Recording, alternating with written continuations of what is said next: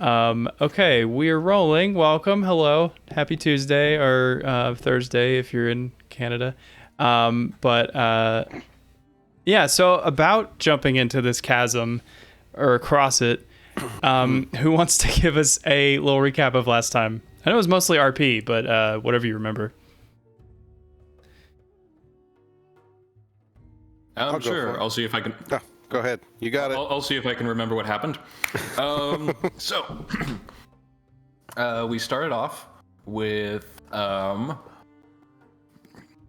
Magus recovering. Well, Magus and having a night, and then sending Arya off to get the rest of the group to deal with the hag. After a long rest.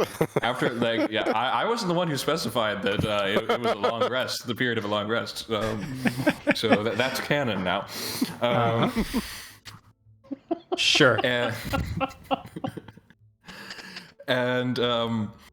So after giving the hag a truth serum, we learned that Falbin is hot, and We've known this. You guys saw the Hero Forge art I made, like, first session.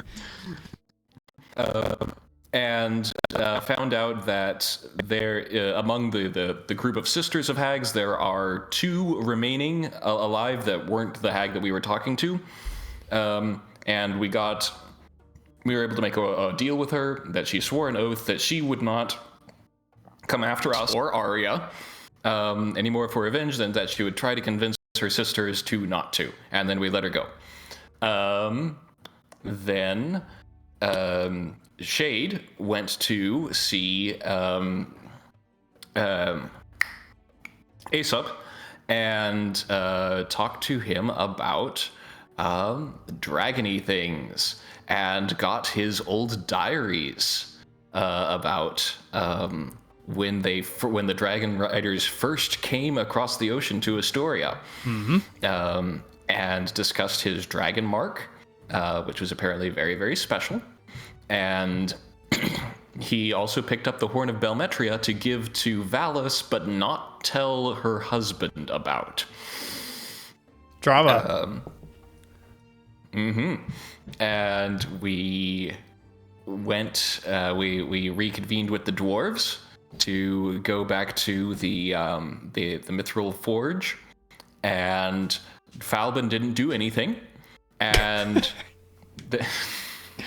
Nothing untoward.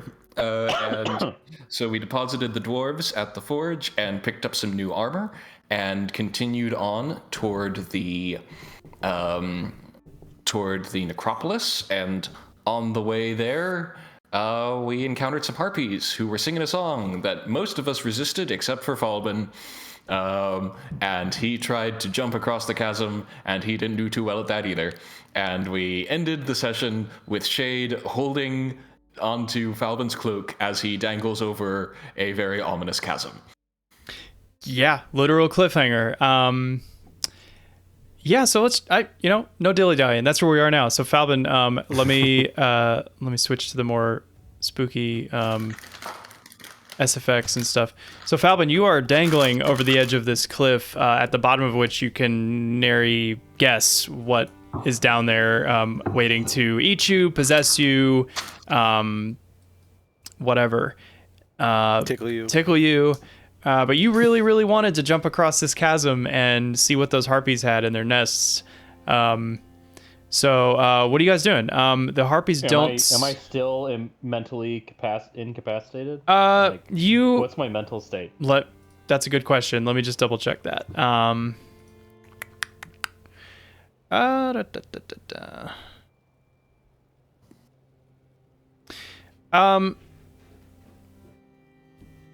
Go ahead and make another wisdom save, because right now you're kind of like you don't want to fall. You're trying to climb back up so that you can make another jump. This time, do it better.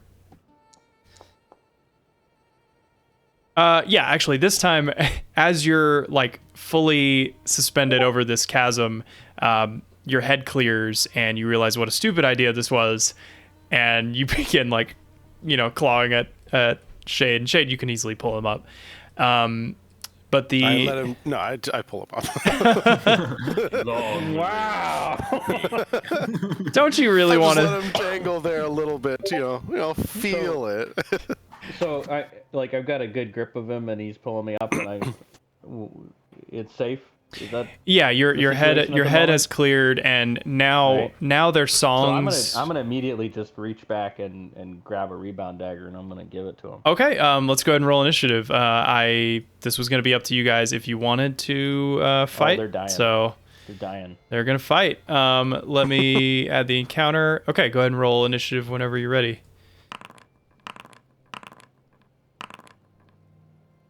I rolled well. Oh yes, the batched initiative for the enemies is working now. That's really nice. Okay. It's what do you got? So Falvin, you're up first. Unsurprisingly, we'll go ahead and begin combat.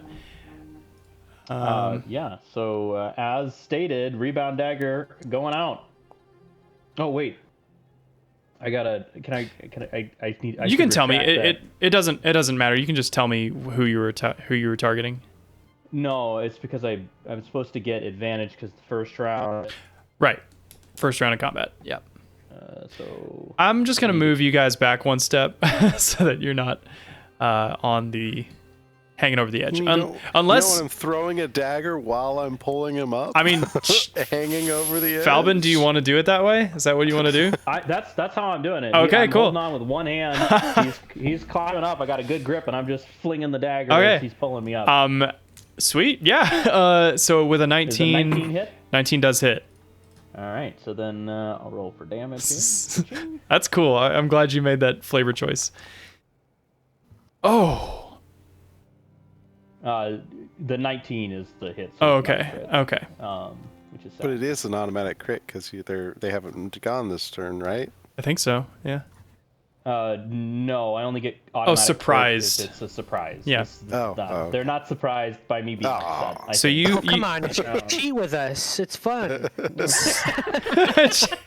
Give some people a bone, and they. Total damage of 21. 21. Okay. Cool. Yeah, you do a big old chunk of its health, and it stops singing very quickly. And now instead of singing, which since you passed the wisdom saves, instead of their song sounding like melodious and sweet, now they're just kind of like, you guys suck, we hate you. And they all kind of sound like Full goatling. Yeah, I just realized that was very goatling coming out. They're just I very similar. Yeah.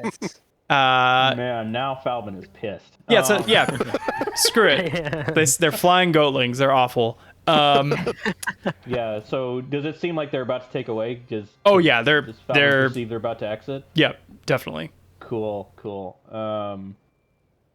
Well, I guess actually.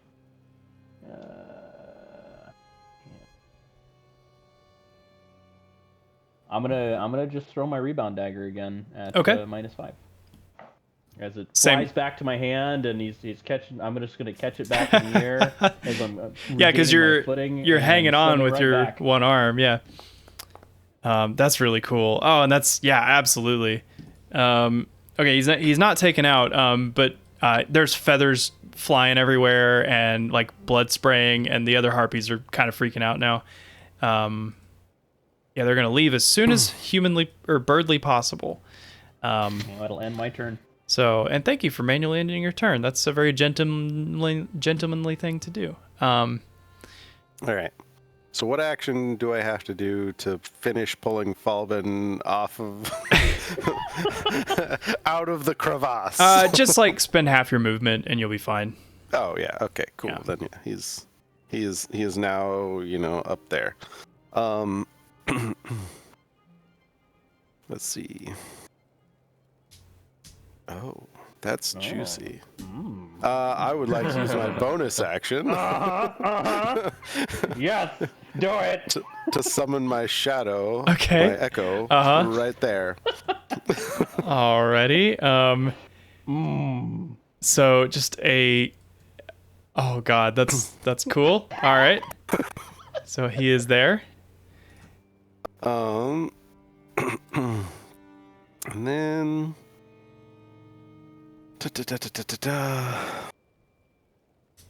since there's a big thing in the way, I don't want to really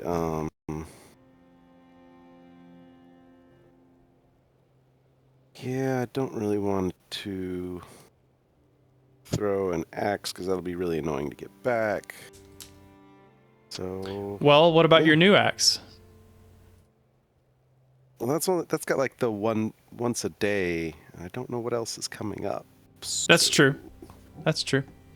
I mean, don't worry. I thought about it. Because it does fly back to your hand. Does it? Yep. Immediately after the last attack, it flies back to your hand. Oh, maybe I was reading. I thought that was only part of the once a day thing. Yeah. Mm-hmm. Yeah. So at a normal, yeah. Besides the once a day thing, it doesn't return to you. Yeah. Oh, but I do like that. I do like that idea. Well, like you said, they're preparing to like fly away and stuff, right? Yeah. You know what? What the heck? I will Hey, use it. smoke them if you got them. Yep. All right. I'm going to. I'm not totally super 100% sure how it all works. So it looks like you make a ranged attack against each target, one after the other. 4 different creatures that you can see, each within 20 feet of the previous target. So basically, you'll make 3 attacks in whatever order you want. As you Captain America shield bounce this axe.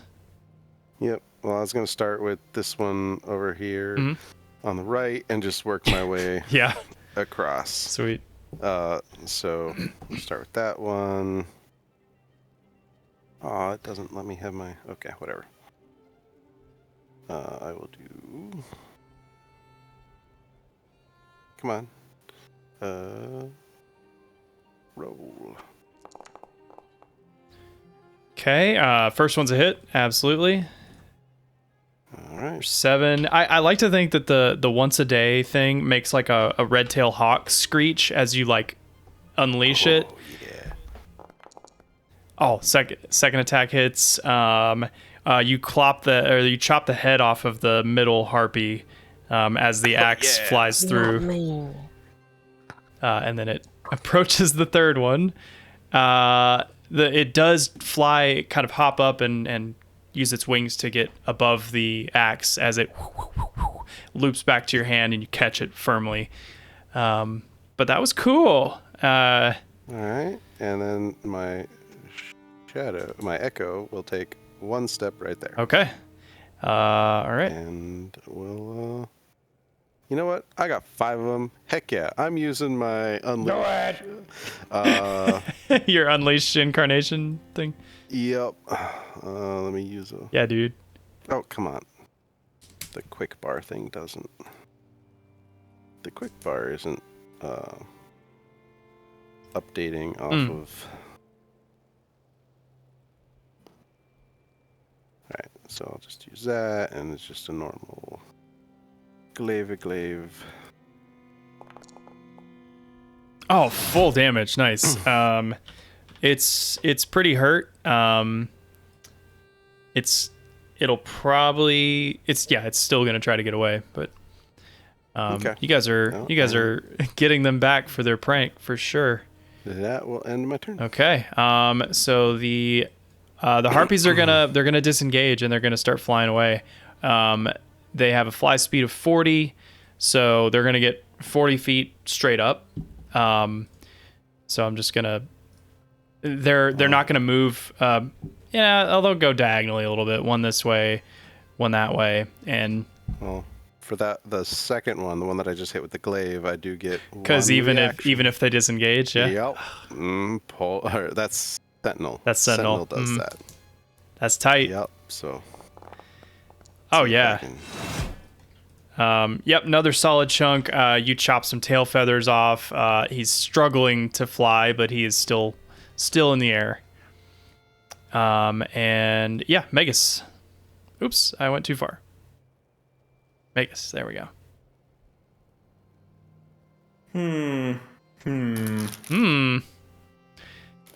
I think you're in range for ranged attacks if you want.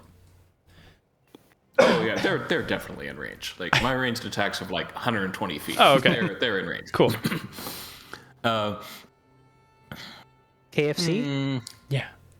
KFC time? KFC time. Harpy edition.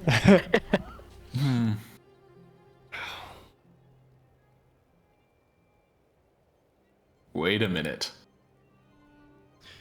Oh, this could be fun. Oh, this would be fun. Uh-huh.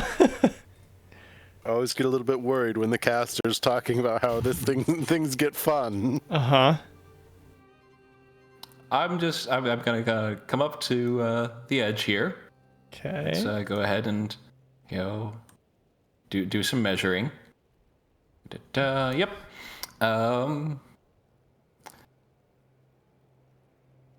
And I'm going to cast Rhyme's Binding Ice.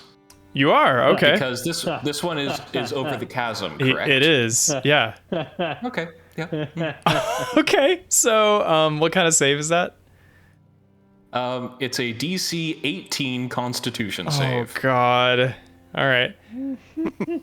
I mean, I want him to fail. Don't get me wrong. Bye. He literally rolled an 18 on the die with a +1 con, so he passed. And it's too late to use inspiration because I knew the result. Yeah.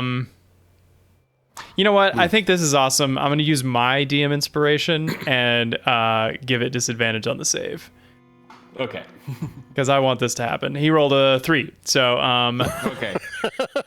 So he takes 12 cold damage, and then he 12 cold is... damage, and movement is reduced to 0. Okay. I'm going to assume he cannot fly. Correct. Because unless it is magical flight, if movement is 0, they start falling. So here's where I indirectly tell you how deep this chasm is when I calculate the fall damage. Okay, so actually, Magus, do you want to roll me 5d6, please? Sure. Happily. That is exactly enough. And so, actually, tell me how this happens, because this is cool. So Oh wait, sorry, I told you he was 40 feet up. Add 4 more d6 to that. Because this would be from the level you guys are at. Better. Oh yeah. 30. So he dies a lot harder, but tell me kind of what it looks like. So seeing that Falvin is back up safe, and yeah, there's the one that's further away, but you moved over a chasm. Just kind of like flick of the wrist out, and burst of cold air, like kind of like Nicola from GoldenEye. Yeah. Uh-huh. Just like freezes in place Right after he says, "I'm invincible." Yeah. Yep. Just kind of like arc falls down, and it just like shatters on the ground. Yeah. And it's kind of a beautiful sound. It's like a chandelier, being dropped off a bridge, basically. You hear the sound of like disturbed spirits and specters down below, but they slowly quiet down. Amazing. Anything else? I'm just I'm gonna shout out to the other one. That's how fucked you are. Okay. And I end my turn. All right, Theo. Show them how fucked they are. I'm gonna shoot him with my boomstick. Yeah, you are. And he dies. Just goes platoon style, gets shot in the back, and I made sure that I only clipped his wing. Oh, and so he would fall down into the same chasm. You know what? Just so that my cousin doesn't look like he wasn't as fucked as the other guy. This guy, he might have even been still alive when he got down there. So like the specters might have eaten him a little bit before he was fully dead. Like a World War II fighter getting like shot by flak, it just kind of spins slowly down while smoking. Exactly. Yeah. And gets, you know what? Yeah, he earned it. He gets eaten at the bottom of this chasm. I love that. Cool. All right. Well, we're out of combat. Well done. Okay, so yeah. Falcon's gonna look over to Shade and say, "Thank you." No problem. You look like that probably wasn't the wisest choice. I just was certain they had what I needed for the rats. I don't know. Yeah. I can get that. No idea why that even felt important to me in the moment. And you do have a bag of rats. Looking across the chasm, does it look like there's like any harpy nest stuff there? Like they would have anything? You could sure go check. Okay. VoIP. Oh right, yeah. Forgot you could do that. I was like, oh yeah, let's see. I mean, he can easily make this jump, no problem. So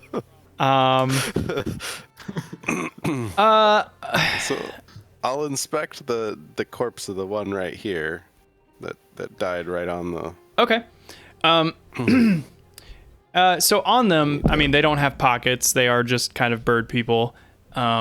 But in their nests, there are 3, mostly full of kind of like things crows would collect. Think like just like shiny baubles. Yeah. So like bits and baubles. If you want to roll on the trinket table, you can. But there's a small amount of coinage there. I'd say probably in total like maybe 20 gold worth of coin. And there is investigation. Yeah. Well, I'm just trying to think of. Oh, yeah. Do an investigation.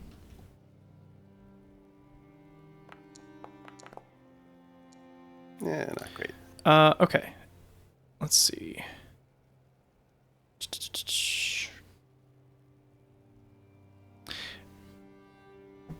Tell me real quick, does everybody speak Draconic? No. Nope. Yes. Magus does. Magus does. So Magus and Shade, right? Okay. Yep. You find a small golden ear cuff. Kind of sits over the back of your ear. And it looks like it's like a little dragon that kind of wraps around the back of your ear. It's a nifty bauble. Yeah. Can I put it in chat? Is that a thing I can do? Yeah. Looks like that. Ooh. That's cool. Mm-hmm. Yeah, he'd definitely snag that. Some of the other baubles, the coinage. Sweet. I'll later just like roll on a trinket table a couple times. Unless I have the trinket table in here. No, I don't think so. Or do I? All right. Or do I? Do you? Do you? Do I? Is there? Is there? Okay, so there is a gold monocle frame just with no lens. Oh, that's going with Theo. I do like a good monocle. Sweet. Some magic-y glass in that. There's some cool like aiming reticle. There's a scope. Yeah. There's a white sequined leather glove. Just a single white sequined glove. If anybody wants to get their Michael Jackson on.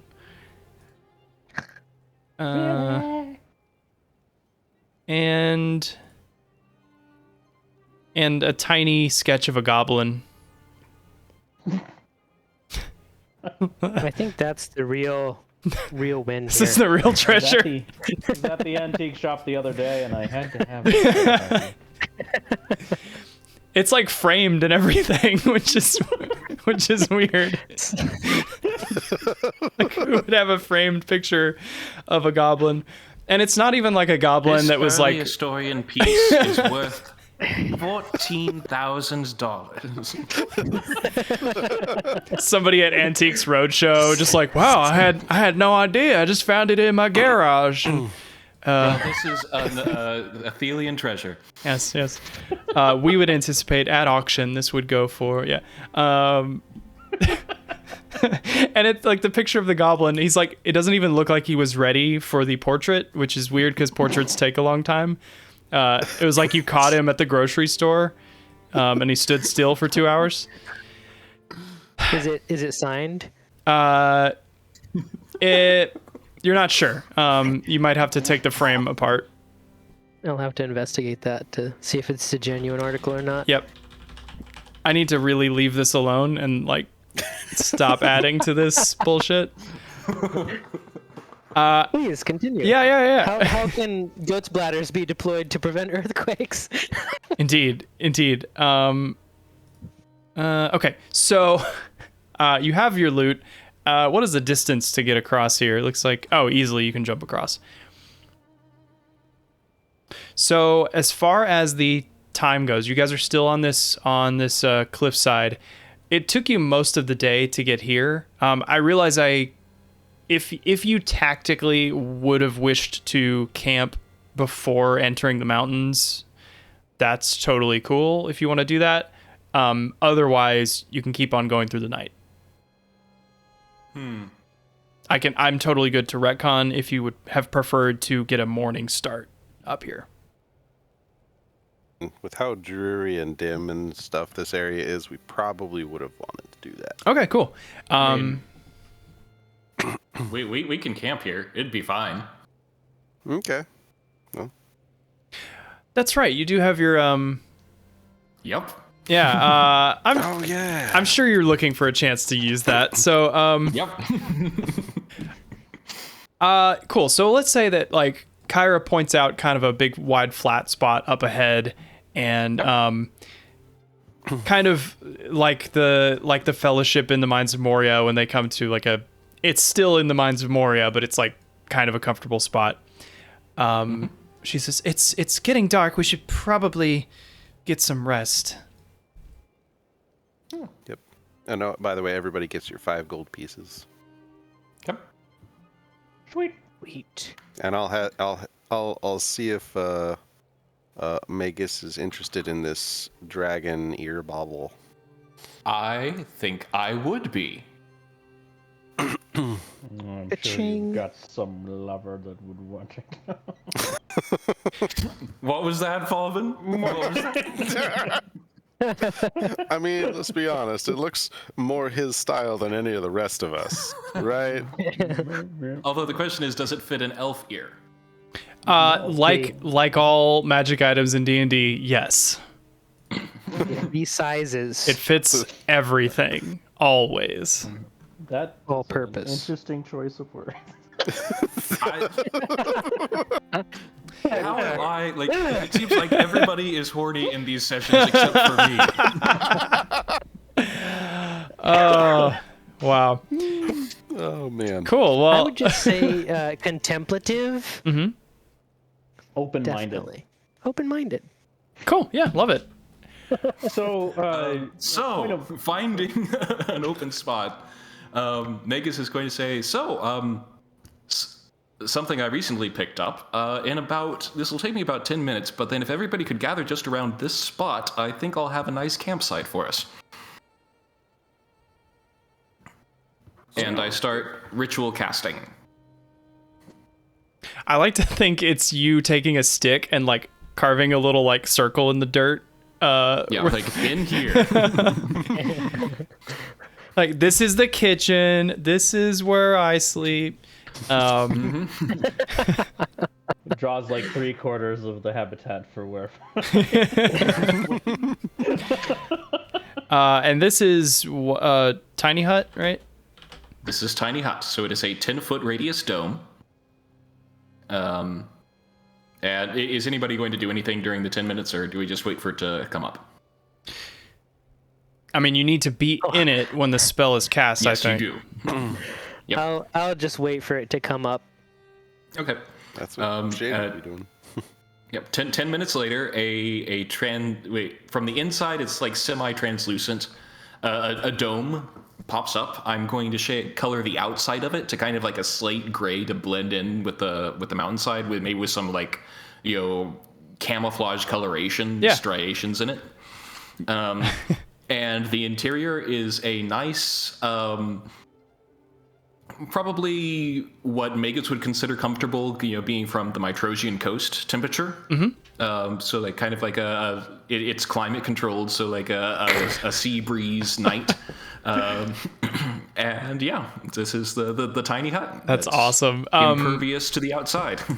That is amazing. And so the interior can be dimly lit or dark. I'm assuming you have it lit.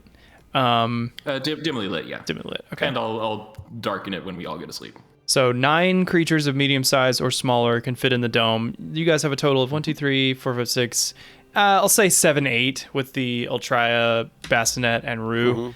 Mm-hmm. So it's cozy, It's you guys have space, but and at this point, if you were inside the dome when it was cast, you can move through it freely. Mm-hmm. It's just if you were outside when it was cast, you can't.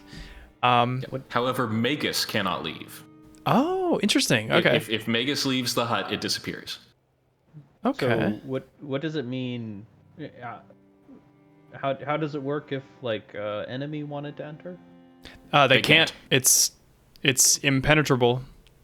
Yep. Physical stuff can't go through it. Spells can't go through it. You would have to cast Dispel Magic, I believe, in order to get rid of it. Could you like tunnel in? No. Okay, you could come in from underneath. Yes. Yeah. So like the dead could rise if we made our camp on top of them. Yeah. Yeah, just watch. Don't set it up on top of a grave. Should be good. Cool. So you guys are all inside this little cozy dome, and it's a nice respite because the wind was very cold. It's not like dangerously cold right now, but it feels like you guys have kind of a long way to go. Probably more elevation, more altitude. It's probably going to get colder. But this is a nice break from the chill. Are you guys resting for the full night? Probably. I do like sleep. I'm also going to ritual cast Identify on this dragon ear thing. Okay, yeah, totally. Not the goblin portrait? Come on, man. Priorities. No. Go ahead. Do the dragon earring. Do you guys want a hut or not? All right, so this is the. I'll turn this dome around. It looks the same. Excellent choice. So this is the Dragon's Call. The ear cuff bestows a deeper understanding of Draconic lore and language upon its wearer. While wearing this ear cuff, you can understand and speak Draconic, so you already had that. But in addition, you gain a +1 bonus to any Charisma, Intelligence, or Wisdom ability checks involving dragons. So I put it on. Cool. Yeah. Does not require attunement, so why not? Cool. Looks fancy. You guys are in there for a little bit, and you hear kind of the of rain hitting the outside of the dome. Starts gradually. You kind of don't recall the first few drops you hear until there's like a sprinkle going, and then eventually it is like kind of a torrent. Not like a hurricane or anything. It's just a pretty hard rain, and it's raining for a while. But you guys are comfortable and dry inside. Man, sounds like it's really miserable out there. Be a shame if someone were to do something that would make it so I wouldn't want them sleeping in the same space with me. Yeah, that would be a real bummer if something like that happened. Shalvin makes the point to feed the rats. So these are live rats, right? 13. Yes. 13 of 13. them. 13. In a bag. So the reason you have 13 live rats is because I had just, prior to you asking me if you could get 13 live rats, seen a funny tweet that was like, the ducks at the park are free, you can just take them home. And that inspired me to say yes to that question. So Well, here they are. Yep. I would not recommend taking the ducks from the park home. You probably will get in trouble. Right. They have terrible manners. Yep. So while you guys are in here and Megas and Falbin are having their nuclear self-assured destruction stared off, the rain is like really loud at this point. Like, it's muffled from the dome, but it's kind of hard to hear yourself talk. And you see Kyra, she's trying to tune her lute, but it's like the rain is so loud, she's having trouble like she's holding it up close to her ear and she can't hear the pitch while she's tuning it. And then so she starts to play anyway, regardless if it's in tune or not. And she sings a little song with it, and the song is almost like a nursery rhyme, or like a bedtime song almost, but it kind of talks about spring and sunlight, and it's like a Greek version of Rain, Rain, Go Away, essentially. Very childlike. You kind of don't expect to hear this. And after the song ends, it's a very short song, like a minute, the rain slows until just like a soft drizzle. And she goes, that's better. And then she keeps tuning her lute.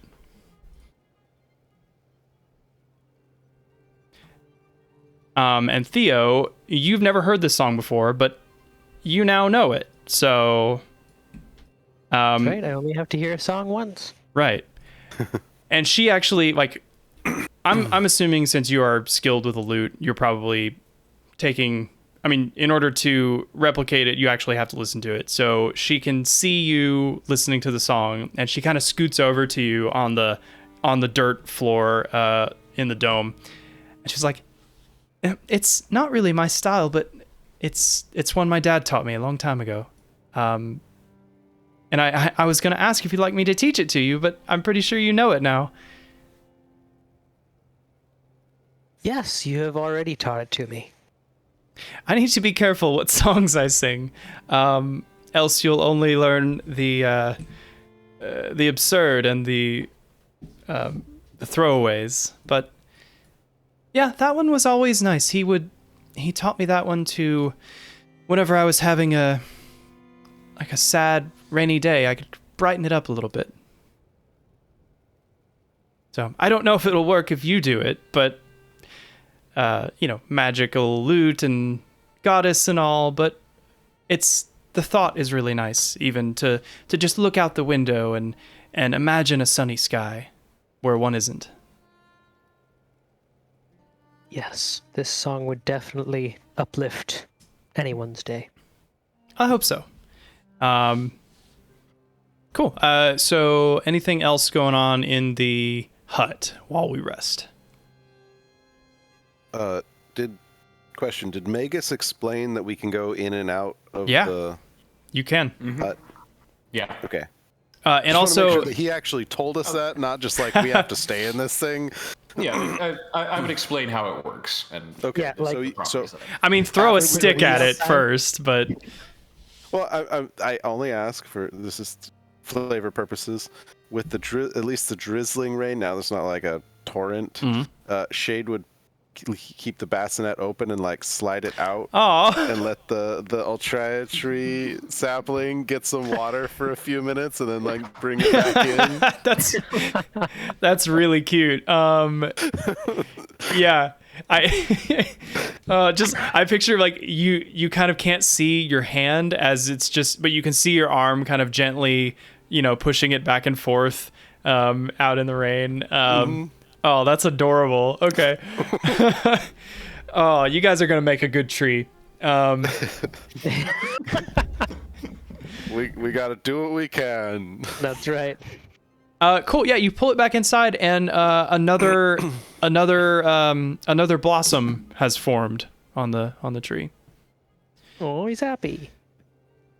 Nice. Yeah. Gotta drink it when you can get it. That's Dead water. Cool. Means it's got more nutrients and minerals in it. It's good for you. It'll grow strong. Put bark on those branches. What do you think compost is? That's a good point. Exactly. See? It's a great So point. would he be a cannibal then? Would they prefer the term omnivorous? Ah, They eat everything. not picky. I mean, from dust you came, to dust you shall return. All right. Well, if there isn't anything else, you guys go ahead and take the benefits of a long rest. So, people are sleeping? I mean, Well, I guess this thing is only up for 8 hours, so if you want to get a long rest, you have to do it all together. are we setting any lookout rotations? So I think per the rules, you don't have to sleep for like 8 hours. You just or is that right? Hold on. Yeah, but like, is everyone asleep, or is it just Like who exactly is yeah, asleep? Not that it matters, but like, who would be asleep? Okay, so you can take a long rest and spend 2 hours of that doing light activity like talking or eating or standing watch. So, yeah. So the thing is up for 8 hours, but you only have to sleep for 6 of that. Okay. Magus is still gonna do his meditation. They put it up, identify the thing. We're good. Rest. Cool. Yeah. I mean, Shade would probably want to kind of keep watch, so if, figure somebody should be keeping watch. Cool. Yeah. So we have. We'll at least spend the first two hours keeping watch. So we'll need 4 watches. Shades first. I'll be up in 4 hours. I'll cover the latter 2. Okay. Kyra will take the second, and then we just need 1 more for the third. Well, Megas said he can take both of the last 2. Oh, right. He only needs 4 hours. Cool. So Shade, Kyra, and then Magus. Yeah. So Falbin, does anything happen in the night? Yeah, in the first 2 hours, Falbin hasn't gone to sleep yet, and he's clearly conversing to the bag of rats now. And he's dropping some fluids into it. Yeah. Gross. All right. Shade would look slightly concerned at this, but still not start asking questions yet. Is it like a dark room and you're just looking at the corner of your eye? This guy muttering in the corner to his bag of rats. Well, to be fair, Shade would turn and probably mutter observations to the sapling. What's Vol been doing over there? Is he? So at this time, Theo wakes up and he just sees everyone talking to themselves. And he says, typical, and he goes back to sleep. I love this because Davey, you have so much experience with this level of childhood, so this is nothing new for you to roleplay. I love it. Asking them questions. Yeah. Oh God, that's great. That's so cute. Cool. All right. So yeah. So after my watch, I go to sleep. Yeah, and after providing the liquid to the rats and having conversation with them, Falvin would also go to sleep. Amazing. All right, cool. So 8 hours passes, and Magus, I don't know, like, I don't think any of you have like a accurate timekeeping piece, but eventually, whether or not it's close to when you think it was going to happen or not, the dome dissipates, and you guys are. It is no longer raining, but you're out in the elements again, and it is cold and brisk, and the sun has not yet come up. Would I have just some sort of like magical inclination that the dome is about to fizzle out? Yeah, I guess you could feel it. You could kind of feel the like a shudder in it for like a okay. It shakes a little bit. I'd make sure the other people are awake, and it's like, all right, it's coming down. It's about to go away. All right. All right. So you guys are up, and the path continues ahead. You have no idea how much further, but there is one direction to go. So, that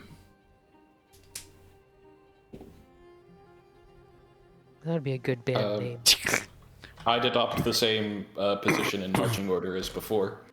Okay. Yeah. Feel free to arrange yourselves.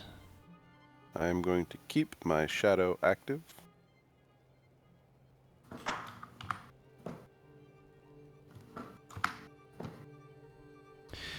All right, so let's see. We got Shade with the Echo, Falbin, Magus, Theo, and then Kyra. I think I'd be in the back with Kyra. Oh, okay. As before. Of course.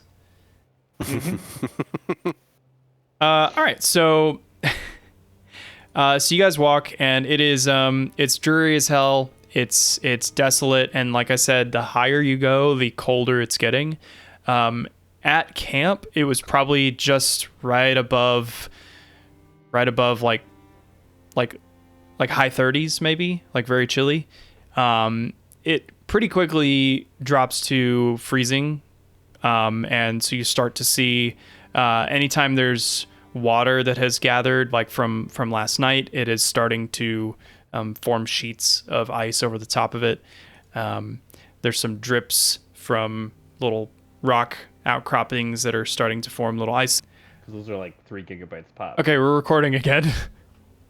And that's how I kill Falbin.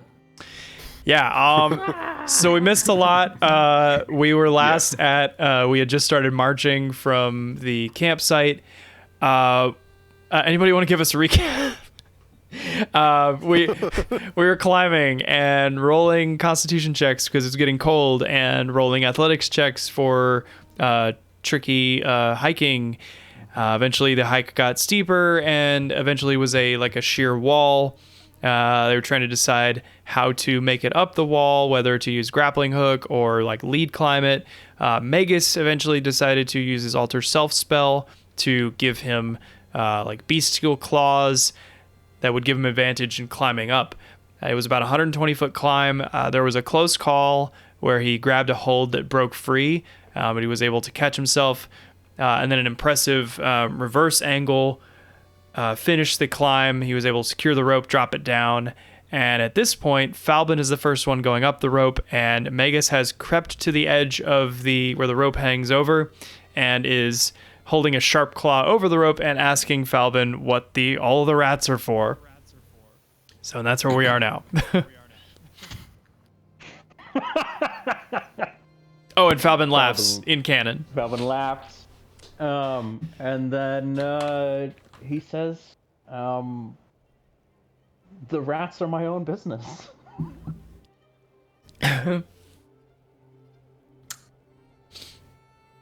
Sure. and I just like kind of slap the rope so that like a tremor goes down it, and then I go back up. Cool. Falvin, by the time the ripple in the rope gets to you, it has kind of like amplified. I don't know how physics works. I'm going to say this is how it works. Sure. And it wobbles you pretty rough, but you're able to hold tight, and you wonder why this is happening to you. Having such a nice day. Yeah. But you are able to make it up. Your hands are like near bleeding, but they're so cold that the blood, isn't even close to the surface. You could have an open wound and it probably wouldn't bleed. Your snake hair is really curly, really scrunched up right now. So, yeah. Hibernating. Yep. I create another bonfire at the top. Cool. I get real cozy with that. The snakes kind of relax. Who's going up next? A whole new meaning to hair relaxing. Well, Theo, do you want to go? Oh, sure, buddy. Catch me if I fall. You're pretty soft. All right. Acrobatics, was it? Athletics. It's athletics. I am standing like I do stay kind of like toward the edge of the cliff to keep visual on people. Okay, cool. Yeah, Theo, again, it is a really tough climb, and the weather makes it just miserable. But you are able to climb up every now and then. Rue will kind of is like using his head to kind of try to nudge you up, like not really helping at all, but clearly trying to help. And just scouting the area for you, making sure nothing gets to you, gives you little reassuring squawks as you climb. The hardest part is like I guess you have a sling for your musket, right? Mm-hmm, Okay, so it's over your back. Yeah, but you make it up to the top where Falbin and Magus are waiting, and there's an uncomfortable air, but there is a bonfire. All right, who's next? It'll be Shade. So as Shade goes, he's going to have his shadow moving about 10 feet in front of him. Okay. Kind of pantomiming his climb to grabbing handholds and the rope and stuff, just in case. That's smart. And I assume the bassinet just kind of floats with me. Yep, no problem. You don't have to worry about it. Cool. So it's every now and then athletics. it'll kind of bonk off of a rock that sticks out from the wall. Kind of makes like a little hollow metal sound. Yeah. Athletics at advantage because of the rope. I should think that you'd roll pretty well. Yeah, 27. Yeah. I'd like to think so. Easy. I mean, you barely use your feet. Like normally people are kind of wrapping their legs around and like, inchworming up. You're just hand over hand, just like pulling yourself up this rope, like it's nothing. It's like day at the gym. Like the old Batman, where it's like filmed sideways, like just like walking up the wall. Okay, yeah, we'll say that. And then the bassinet is like your Robin, just kind of floating along with you. Oh, that's good. Cool. Yeah, the three of you make it up, and then Kyra just kind of cool, casual climbs up this rope and just dusts off her hands when she gets to the top, brushes off her traveling dress. Whew, that was invigorating. That's one word for it. As we're all huddled around Magus's bonfire. Uh-huh. I'm like, now that the climb's over, I just like poof out in a giant coat of fur. Yeah. That's great. So you had these claws and then they retract and then fur. Yep. Love it. Okay, let me show you guys a new image because I'll have a new description of things for you. Show to all. Can you guys see this? Mm-hmm. Oh, yeah. So this is another fun AI-generated image that Crikey worked up. So this is Nice. We worked together on it, but this is kind of the highest point where you reach at the top. So I don't know if Falbin's back, but we'll just keep going. Yeah, I'm here. Okay.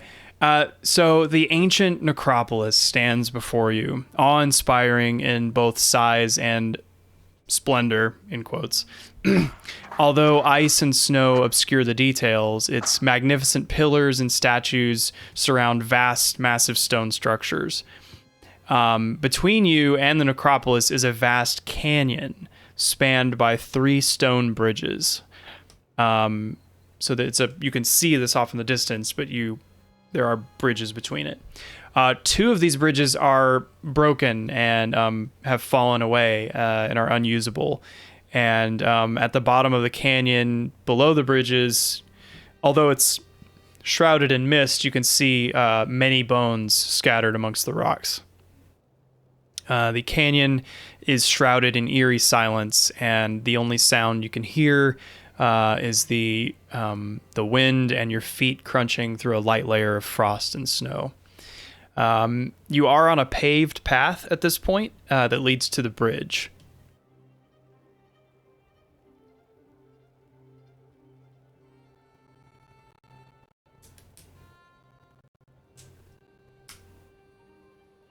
And actually, would somebody please roll a survival check?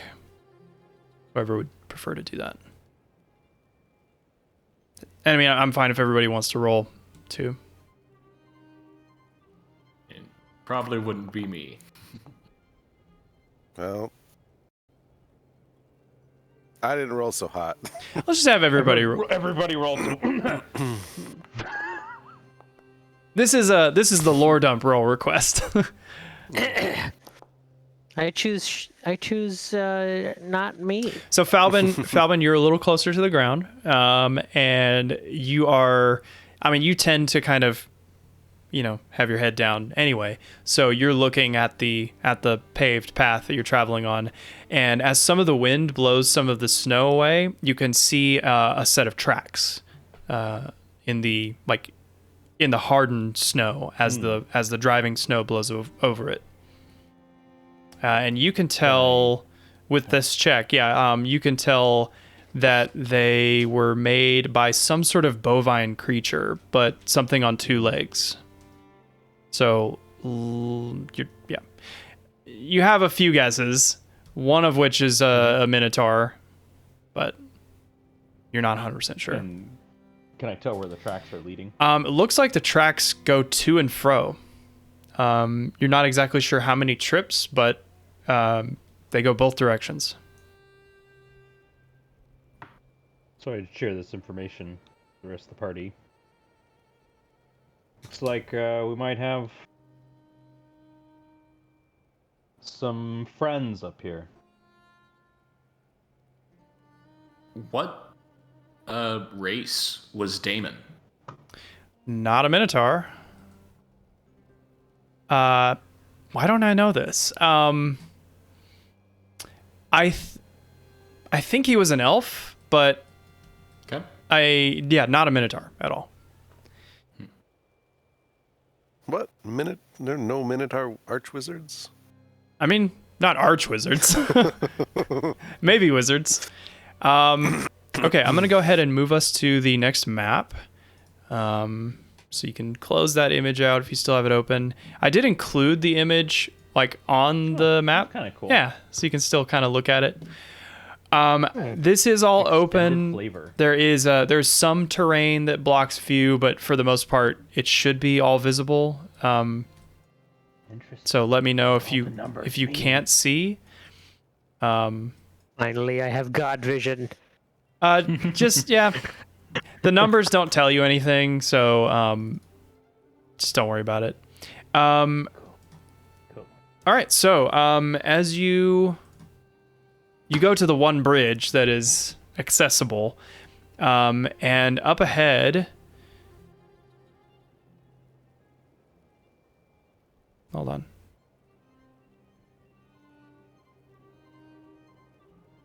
My computer decided to be slow for a second, really quick. All right.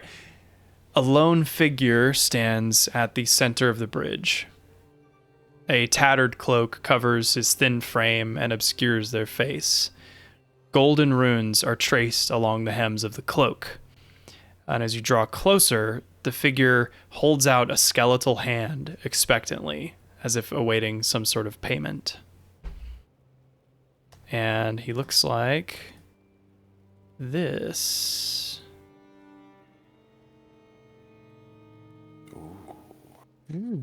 He looks like a lich. This is also another AI art generation from our good friends at Falbin AI Art.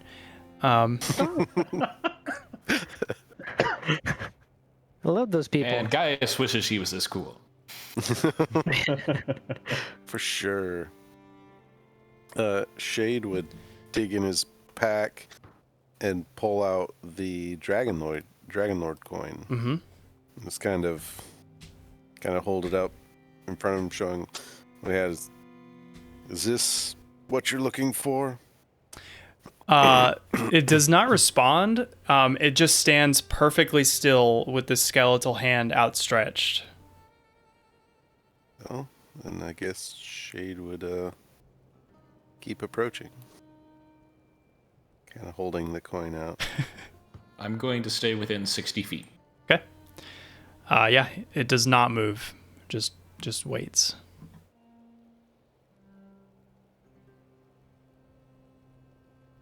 Just keeps walking up. And then he shoots you with his Glock.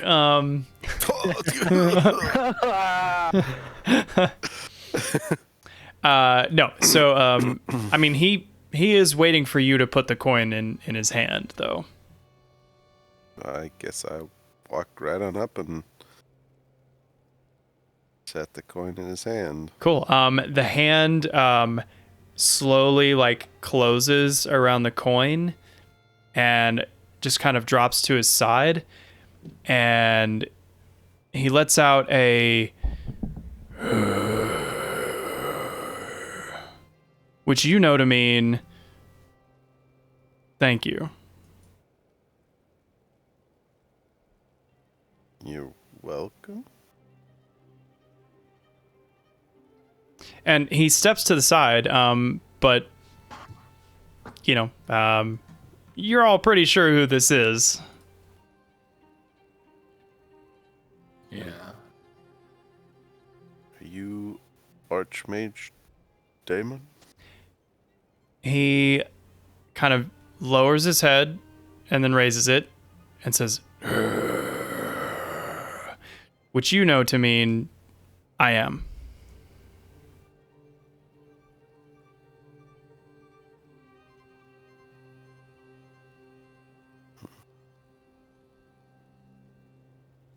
When you say you know, is that like Shade know, or is that like party know? That's It's man speak. that is there is no reason why you guys should understand what he's saying, but you do, and I just want him to go the whole time.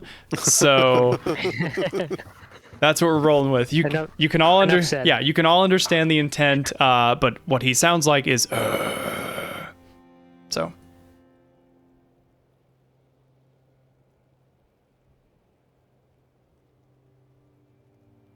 You guys want to talk to him?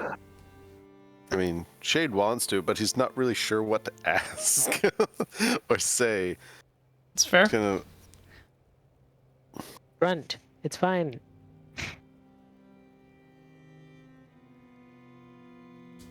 Are the remains of all the Dragonlords here? Or at least the ones that were recovered? He kind of cocks his head slowly as he looks at you. And he says, which you know to mean as many as we could.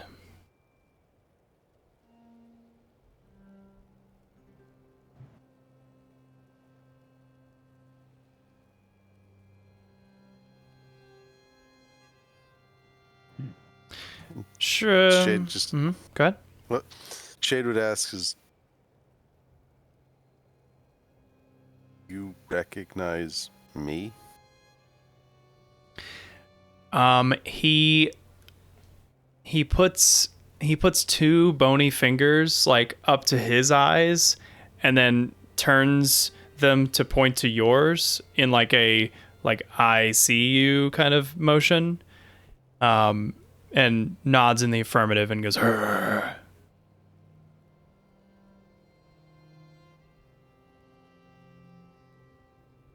That makes 2. So you know who he is. Yeah. Well, it's from the standpoint of there are 2 people now who knew. Oh, right. And Yeah. recognized him from the past. Yep. Yeah, and you would remember actually. You look at his cloak that has these runes on it, and it reminds you of a piece of fabric that Damon once created, and you can retell however much of that memory you want. Is that? Shade would just kind of squint at it. Is that the banner? Balmetria's banner? He says, which you know to mean it is, though battered by the trials of time and cold and death, but its light remains.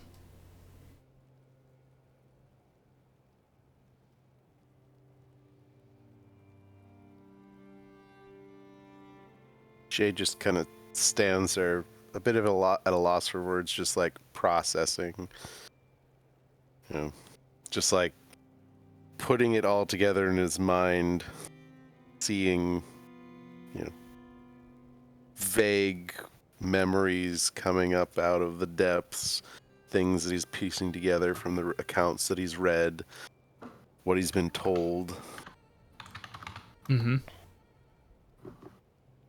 Just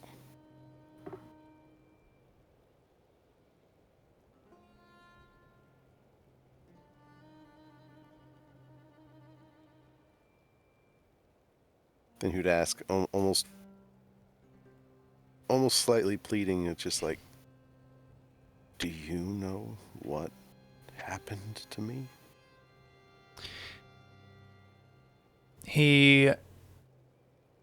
His shoulders drop a little bit.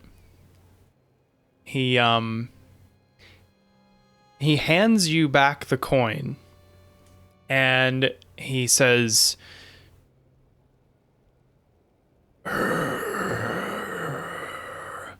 which you know to mean no.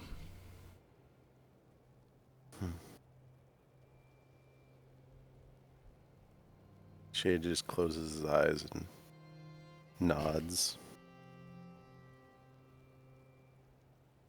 Oh. With your leave, we would like to investigate the rest of the Necropolis. And with that, he slowly turns towards the sprawling complex of the Necropolis, and he outstretches a bony finger as like a waypoint, and he points at a tomb nestled into the mountain, and you can guess he is indicating to your tomb. And I don't remember right this second which one on the map is, but I will get it in just a minute. But he shows you where it is, just so you don't have to go digging around. It's not the big like pyramid one. Oh like, no. No. I know. No, that's that really cool kid from high school, TJ Maxx, that like Okay. He could do like the tech deck tricks and stuff, and he would the yo-yo. Oh yeah. He'd be like sleeping the yo-yo and like tech decking off of his dragon's spines, like while he was. Oh yeah, so cool. Drinking a surge was great. That explains how he got into these hallowed halls. Yeah. A legend, a true legend. Kyra kind of comes up to you, Magus, and kind of elbows you like, Magus, isn't this like your idol? I mean, he's incredibly powerful, yes. But I mean, I'm also kind of wanting. I think he's very important to Shade, so I was letting them have a moment. Oh, sure. I thought you were getting stage fright. Stage fright. Me. Performance issues. I mean, Around this time, it's when Shade would kind of turn back to the rest of the party and just kind of like wave him forward, like, come on. and by the way, as you guys are like making this approach, there are like corpses littered around in various states of incredibly fucked up. Whether that is just piles of ash with like their clothing left amongst it, or just like shadows of their body on the stone, like people caught in a nuclear blast. It's stuff that your typical bandits aren't going to be capable of. But yeah, go talk to him. All right, Mr. Performance Issues. I think we have an artifact to show him. Yes, I think we do. So I will approach Damon. And I'll follow. Okay. Yeah, so you guys approach, and Damon just, he doesn't move. He is a statue. He is like a classroom skeleton. Real quick, like while that's happening, I'm just gonna take a gander and say number 7 up here is Lucas. Hold on. Or does it matter? It does. I mean, well, Okay. it doesn't, but it does. Okay. Well, whichever one. So yours is actually it's number 13, but this just looks like a pile of rocks. So I'm not sure if this is just a mistake. I think it's supposed to be like in the wall here, and there's just not a set of pillars. We're just gonna pretend that there is. So just don't worry about that. Okay. We could also just delete another Dragonlord, and you could take their place. Shade wouldn't really be like hurrying or anything, but while they're talking to Damon, he's just kind of slowly making his way over there. Yeah, totally. And actually, let me just, because I did make a lot of adjustments to these tombs from the base game, so I'm just gonna make sure that my legends are correct, at least, not like the stories, but like the map legends. Falvin would be following Shade at a distance, kind of like give him space, but be with him. Cool, yeah. Yeah, for some reason, like 12 and 13, there are supposed to be tombs in the walls there, but the map maker neglected to put them, so... Put all these extra pillars out here in the middle, and he's like, Yeah. oh, we ran out of pillars. Yeah, sorry, guys. All my Legos are gone. Exactly. And actually, it's funny. It doesn't even say what those pillars are. They're. I honestly don't know. A cool, like, pillar garden, you know, like, yeah, whatever. It is, yeah. Anyways. Okay, so Magus, you and Theo are gonna be talking to Damon, right? Yeah. Okay. So I will say to him, Master Damon, I do not wish to presume, but I also do not want to second guess your knowledge.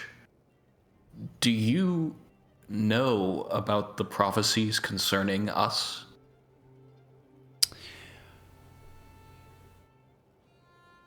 I would say, this is just DM talking. the module isn't clear, and I think people don't typically ask, but I think he is powerful enough that he would have the ability to divine at least what the big news is. So I'd say he's at least aware, even if he isn't like aware of the exact details. But he says, which you know to mean all that. Yeah.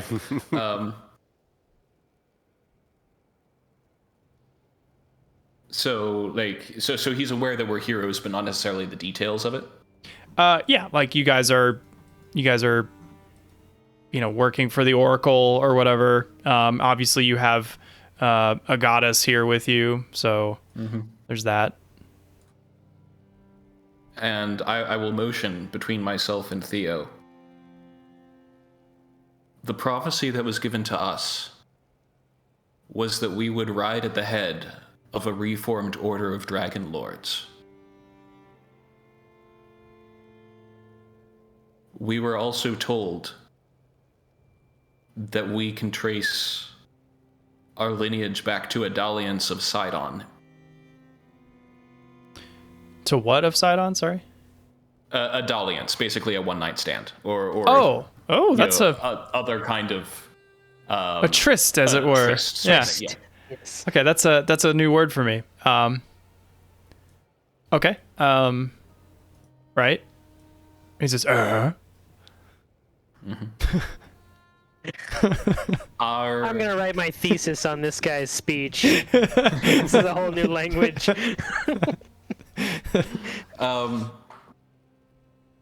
Our grandmother, who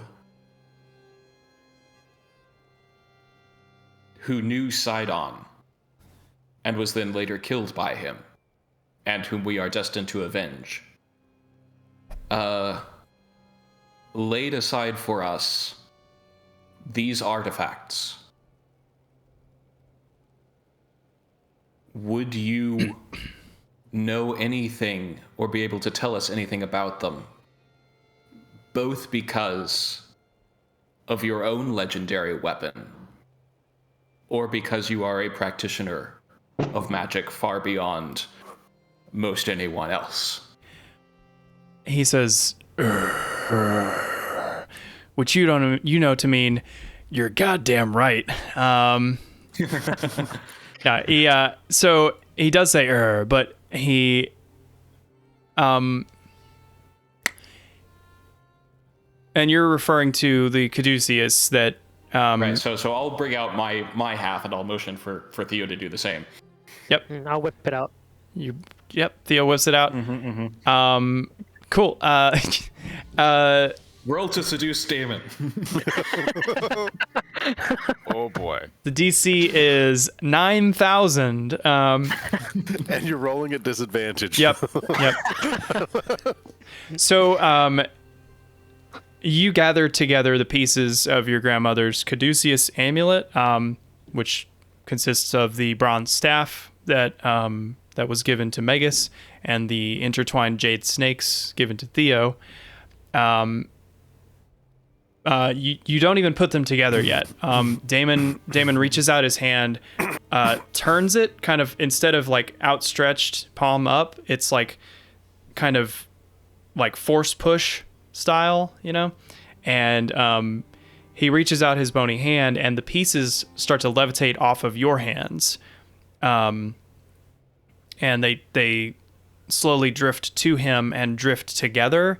And with just like you can barely hear it over the wind, just a sliding together of stone and metal. They slot together perfectly. And he says,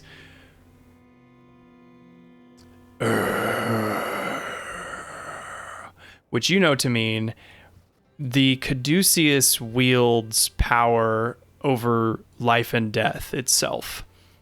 The one of legend, the one you speak of, wielded nigh ultimate power, and in the power that it wielded depended on the power of its user.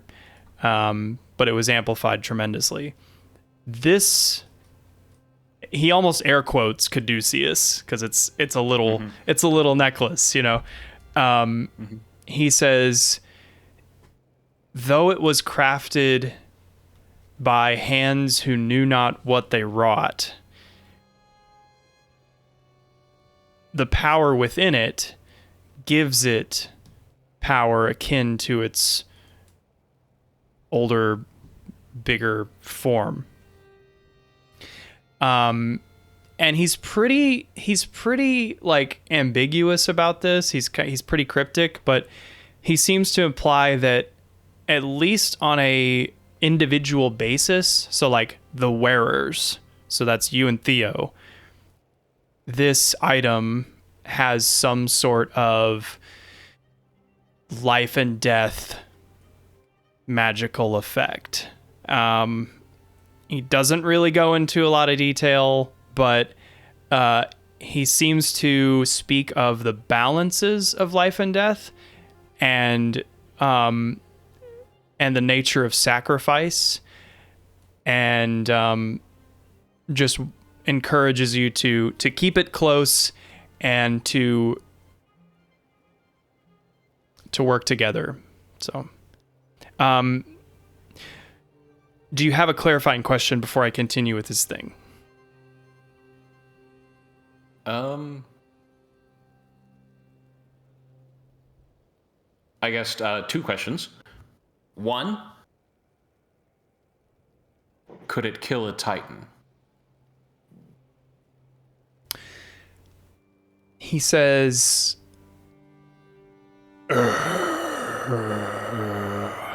which you know to mean this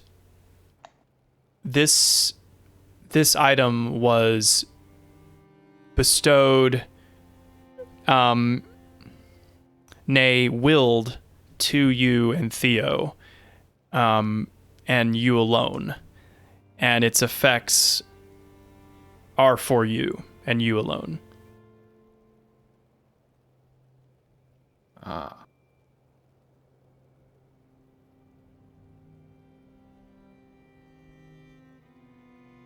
Can you hear the one within?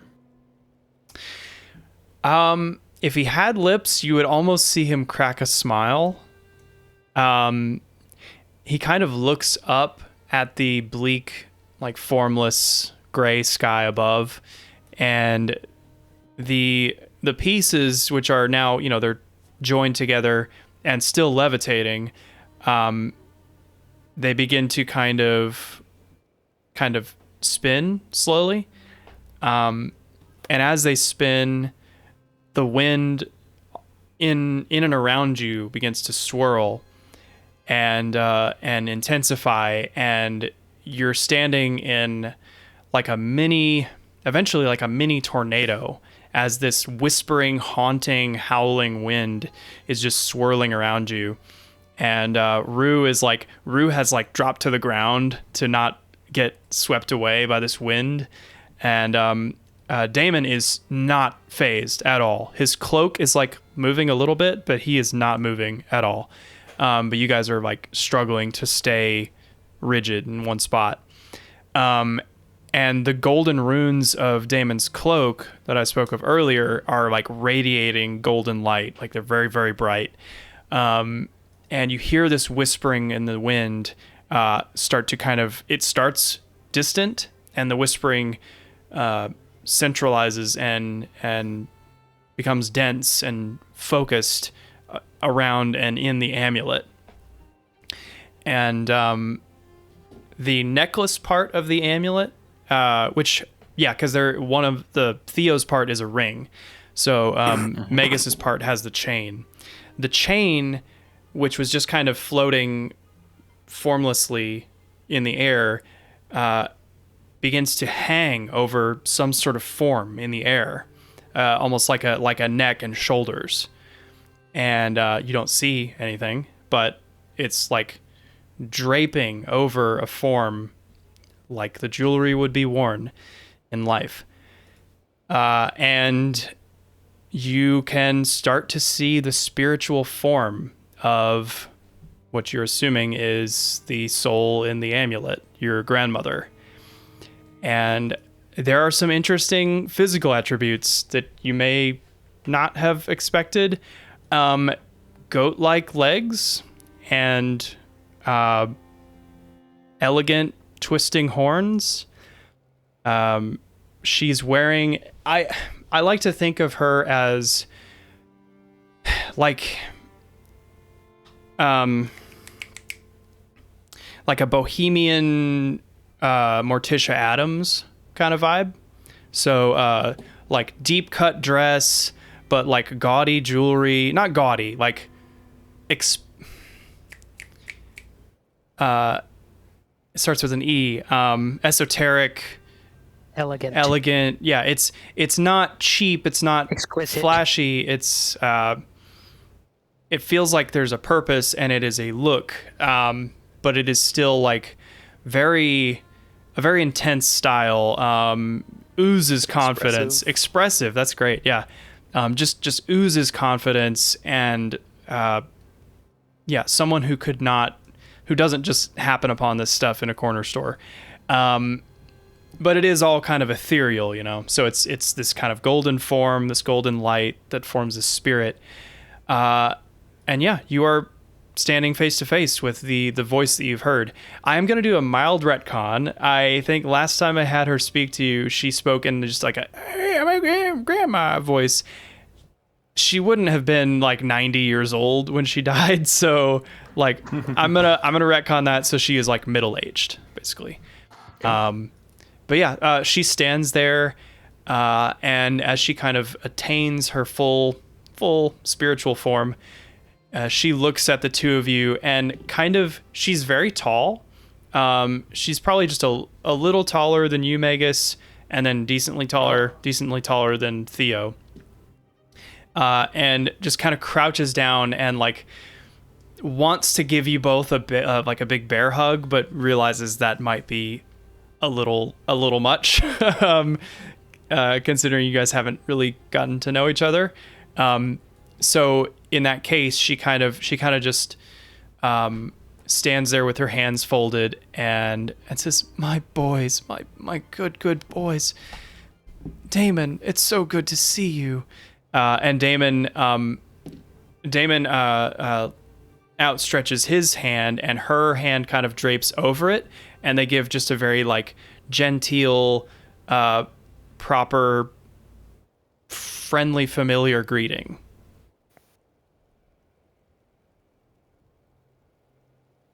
And she says, "My boys, I don't have long. Please, what can I tell you? What would you like to know? What can I help you with?"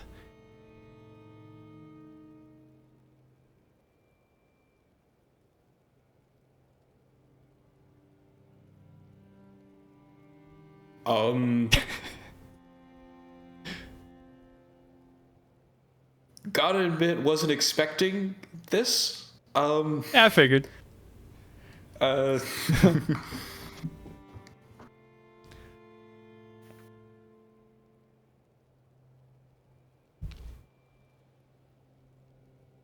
How did I not know of you?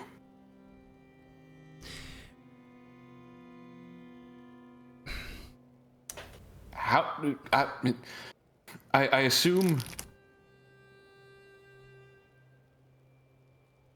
assume your daughter came to be in my lineage, but how do you know? She basically says that, well, as far as you not having heard of her, a particular goddess of death exhibited a very scorched earth strategy with her. There was a pretty severe grudge from Lutheria.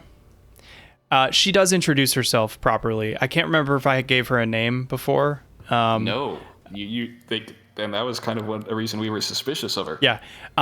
She says, "Kiddos, my name is Cassandra, and it is It is so good to see you in this limited form. Lutheria,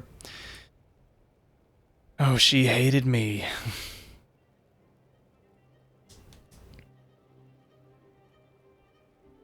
But as to how it all panned out, and then we get you, I don't know. I gotta admit, I wasn't really the best mother. And then she looks at you, Theo, and she says, obviously I had my hands in a few pies.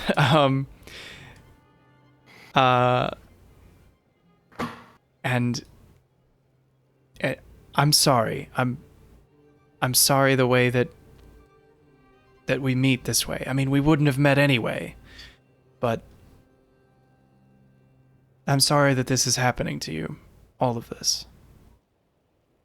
I did my best. She's like almost crying. She's like, I tried. I really did. I thought we could finish it. But I was weak. I was weak, and I fell prey to the most mortal of urges, and I fell in love. That's one thing you'll learn about me, is I saw the best in people, and I was a spy for the Dragonlords. Long ago, I used my skills in sorcery and subterfuge to infiltrate the forces of Sidon and Lutheria. I did so in order to provide critical information to the Dragonlords, and I would report back, and as such I had to have a level of deniability, and I had to feed false information. It was a great deal of pressure, and I eventually found myself in the halls of Sidon himself and became one of his closest advisors. And I thought that in this position I could strike from within. I could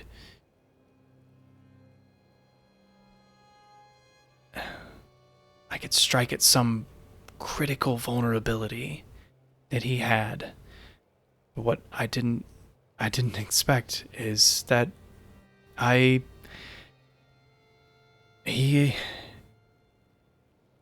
fell for him.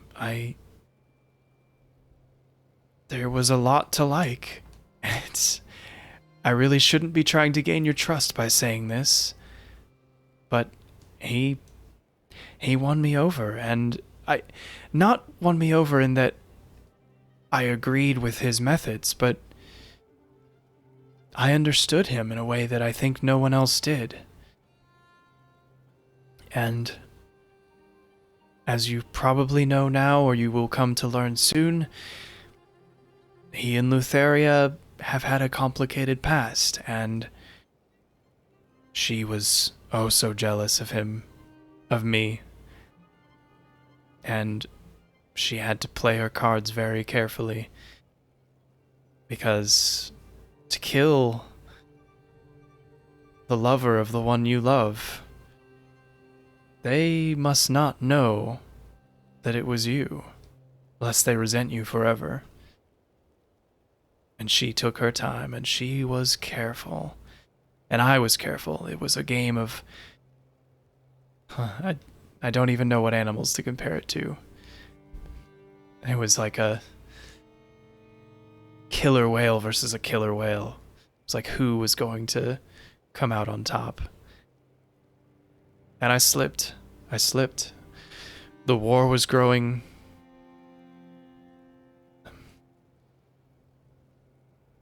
There was we were losing faith. We were losing coherency in the Dragonlords. Our leaders were weakening, turning on us, going mad, and I lost focus, and in a moment of weakness, she had me. But what she didn't anticipate was that I was not going to go out forever. I had prepared contingencies, the ones that you now bear, that I wear. Wow, it's good to see this on me. And I waited.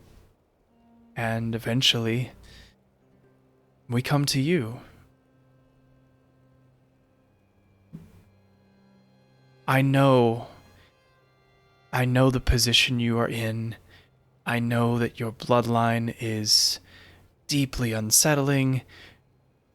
It's so hard to think about, no less to wrestle with your own accomplishments and the privilege of Titan's, privilege, the boon of Titan's blood, whether you see it as positive or negative. But I don't know if you've ever considered how much of your abilities don't come from Sidon. They come from me.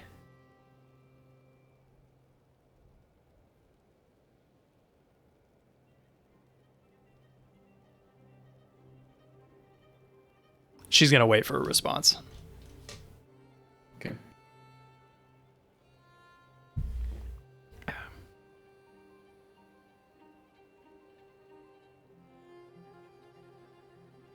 What could you see in him?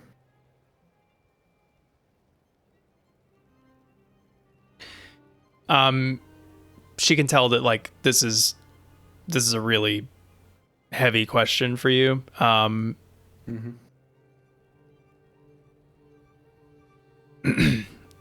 I saw a man who cared for what he was given. He was tasked to protect the world that he was a part of and that he had always been a part of. And that task was challenged by us.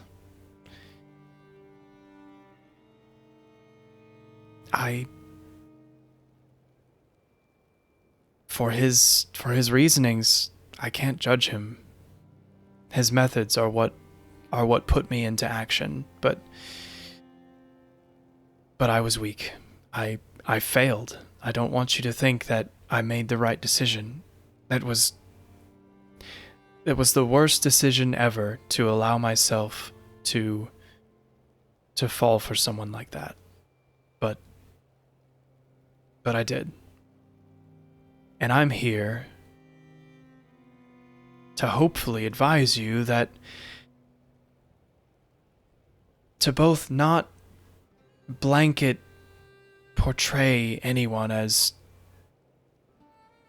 100% evil or 100% good, but also to rightly judge them for their crimes. I failed to do that second part.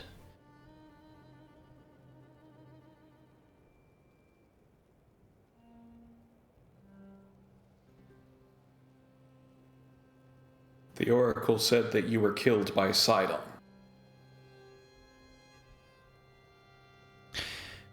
Yes. And that it is our destiny to avenge you against him. I was killed by Sidon. Lutheria did not draw blood. She didn't have to. She did her homework.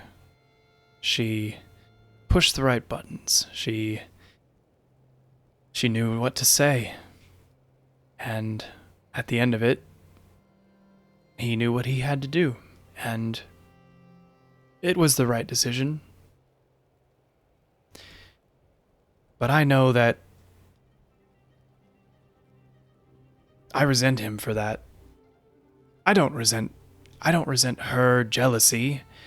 It's crazy and messed up and she's awful.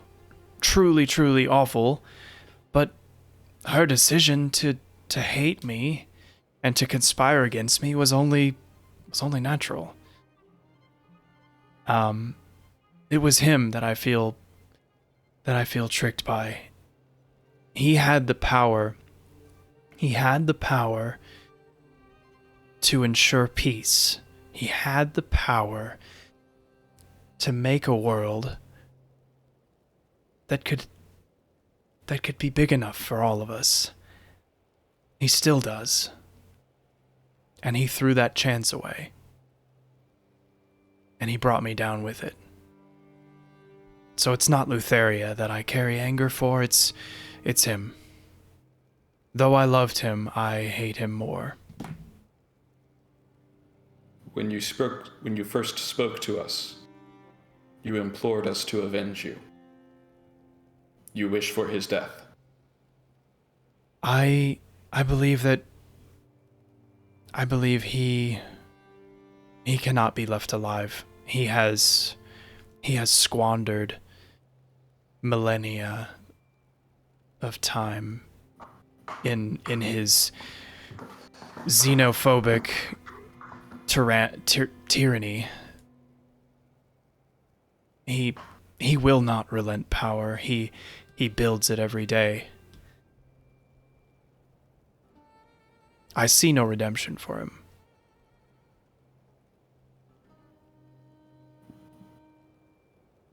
And I miss my life. I loved my life so much, Magus. I hope you can see that you as an elf, you're special in how much you love to feel and to dance and to love and to see and to sense. And that was me, Magus. That was me. I lived that life proudly for centuries. And it was stolen from me because of a war that could have been avoided. And I just want to see you live that life that I didn't get to finish.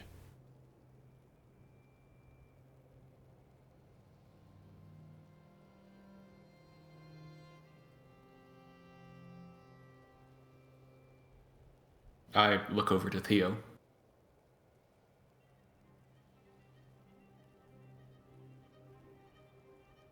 Realizing that I've been doing most of the talking so far, and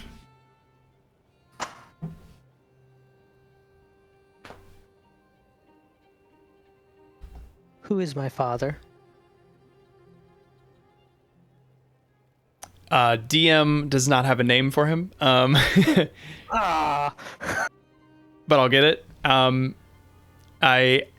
was like, I had time to come up with like 5 things today, and I came up with 4.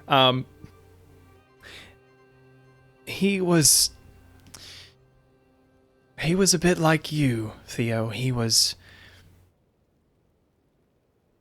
an Amazonian. He was in your society, nothing special. Nothing special. I came to Themis looking for arcane knowledge, looking for anything that I hadn't learned yet, and I found somebody who inspired me. Somebody who had never had a day of formal training in their life, spent most of their time in the woods, farming, listening to rivers. And there was a quietness there. There was an intuition, a knack. He had this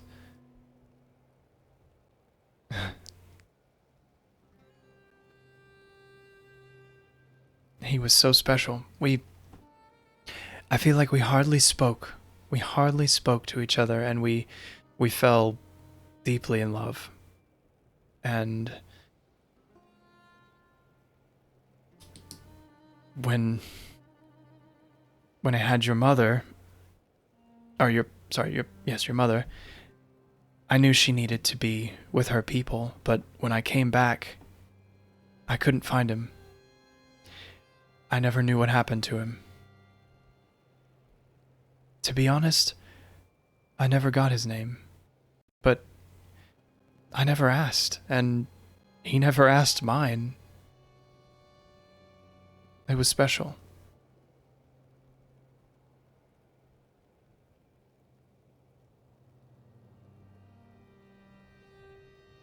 And so she's referring to your grandfather. Yes. Yeah. She doesn't know about your father. She says, You've been away for quite some time, Theo. Perhaps in this journey you'll find yourself back home. And you can find those answers.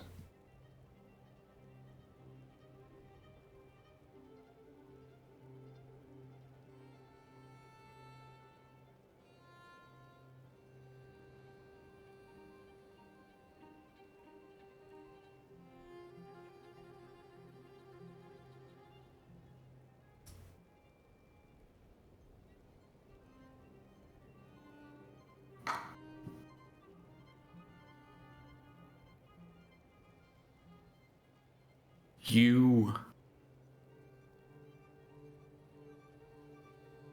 matched wits with Lutheria for a time, you say? Not long enough, but to an extent. Do you have advice for thwarting her? And I will explain what I did with the Cerberus and her threat response. She would probably say that in her case, she had the advantage of being an ally, and as such, Lutheria had to work with a very limited tool set. If they had been open enemies, it probably would have been much quicker. But basically, Lutheria had to like Cold War bring Cassandra down. Okay. So she would say that you're probably on the right track by sleeping as little as possible. I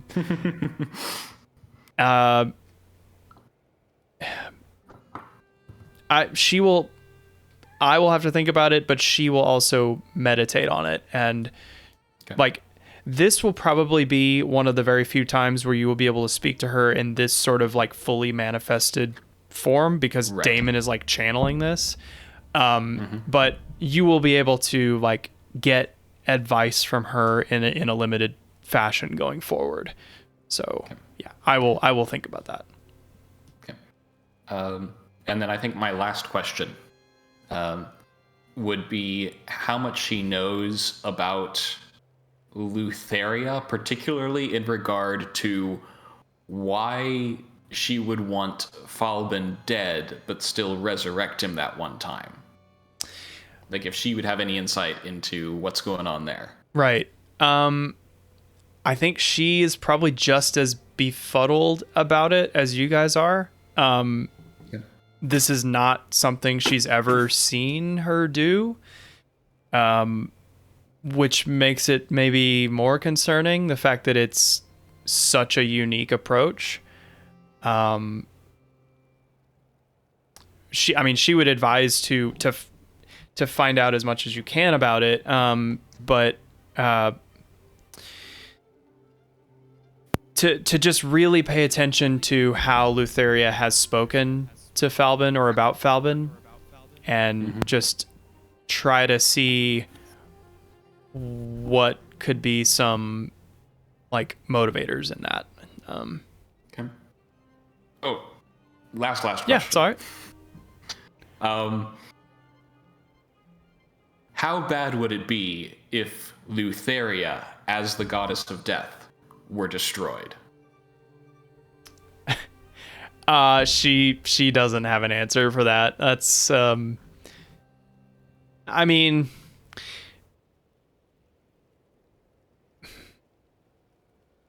people rise to power all the time, but I don't think she ever was privy to much of Lutheria's private dealings. Okay. Her stuff was more like the war, like the front of the war, which was more Sidon's domain. Lutheria was kind of just slinking in the background for most of their time spent together. But I mean, yeah, kill her and see what happens. Yeah, sure. I think that's pretty much it for me. I do have one burning question that I've been wanting to ask. And it's fairly straightforward. Are there birds in the afterlife?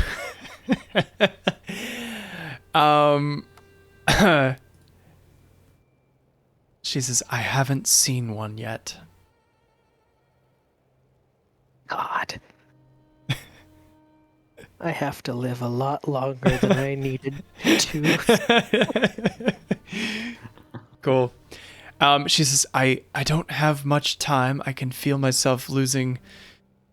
I don't know. She's starting to like particle effects are starting to drift off her shoulders and face, and the gold. My potato computer is downgrading.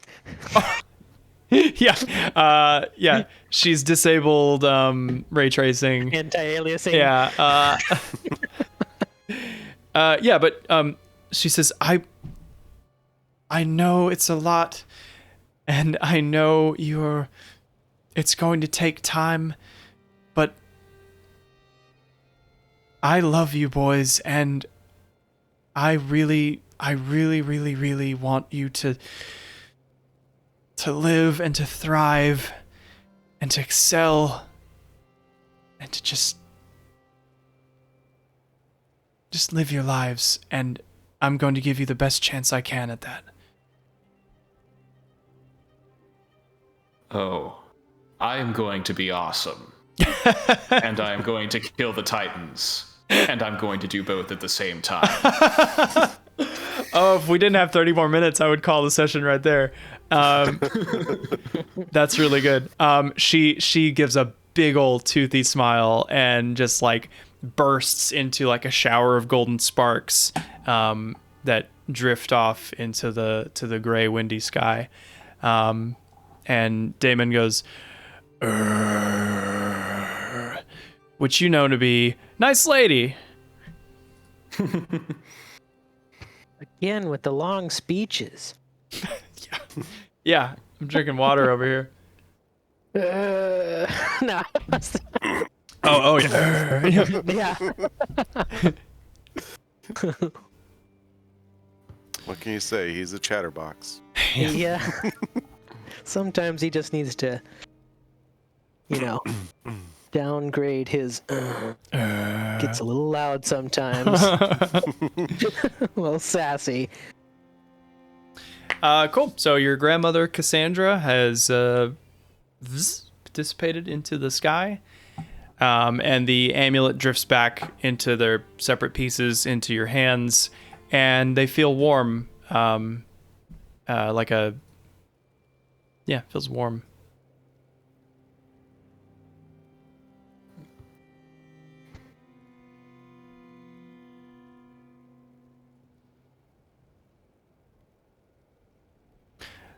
And Damon he says, which means I'm gonna go pee. So you guys, let me know if you need anything. I'll be peeing. That's an incredibly troubling image. I'm gonna go up to where Shade is. You got any beer in the fridge?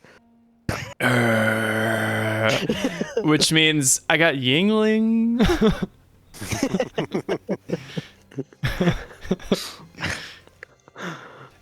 Cool. So we come over to Shade and the Echo. It looks like you guys have made a beeline to where Damon pointed out your tomb. What is Shade feeling right now?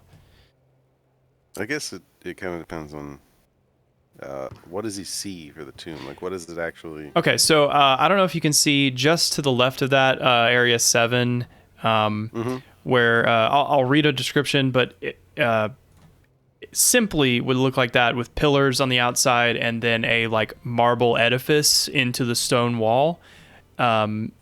and the tomb would be inside. So I will read you. In a general note, the tomb exteriors are built into cliffs that are like 15 feet high. These tombs... Megan's doing a quick Damon. The tombs have marble pillars set into the cliff face. The pillars are entwined with dragons, and each tomb entrance is sealed with a chiseled marble slab that is 5 feet wide and 8 feet tall. The marble slabs of each tomb are different. They are kind of custom for whoever is buried within. The name and epitaph and inscription are above each tomb, and every tomb says, "Death awaits any who would desecrate the great warrior within." And as we come to yours,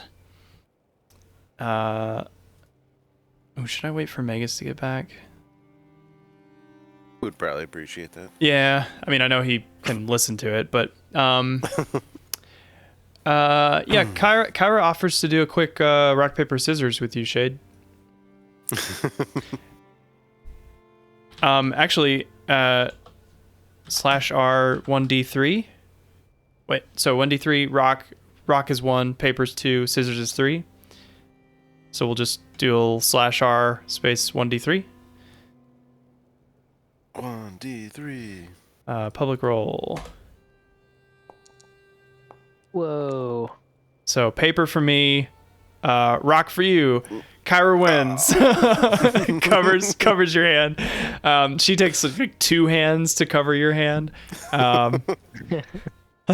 Like, should we go again? I 1 gold says I win. Well, I know you're trying to like be cool right now. Are you okay?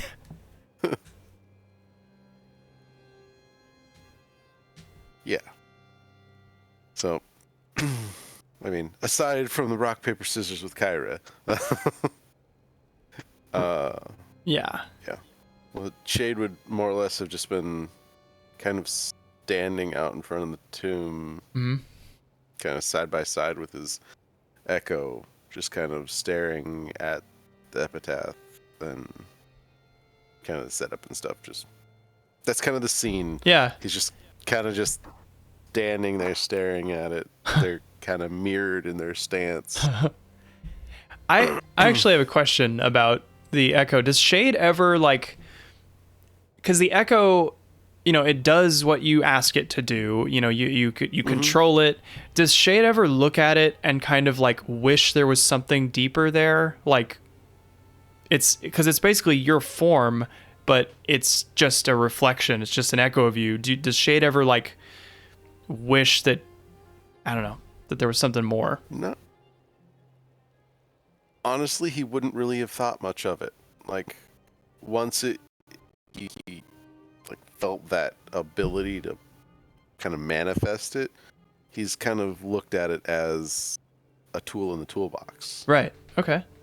So he's just like, well, it's something I can do, and he has a vague understanding of, in theory, it's different different iterations or possibilities of what he could have done, or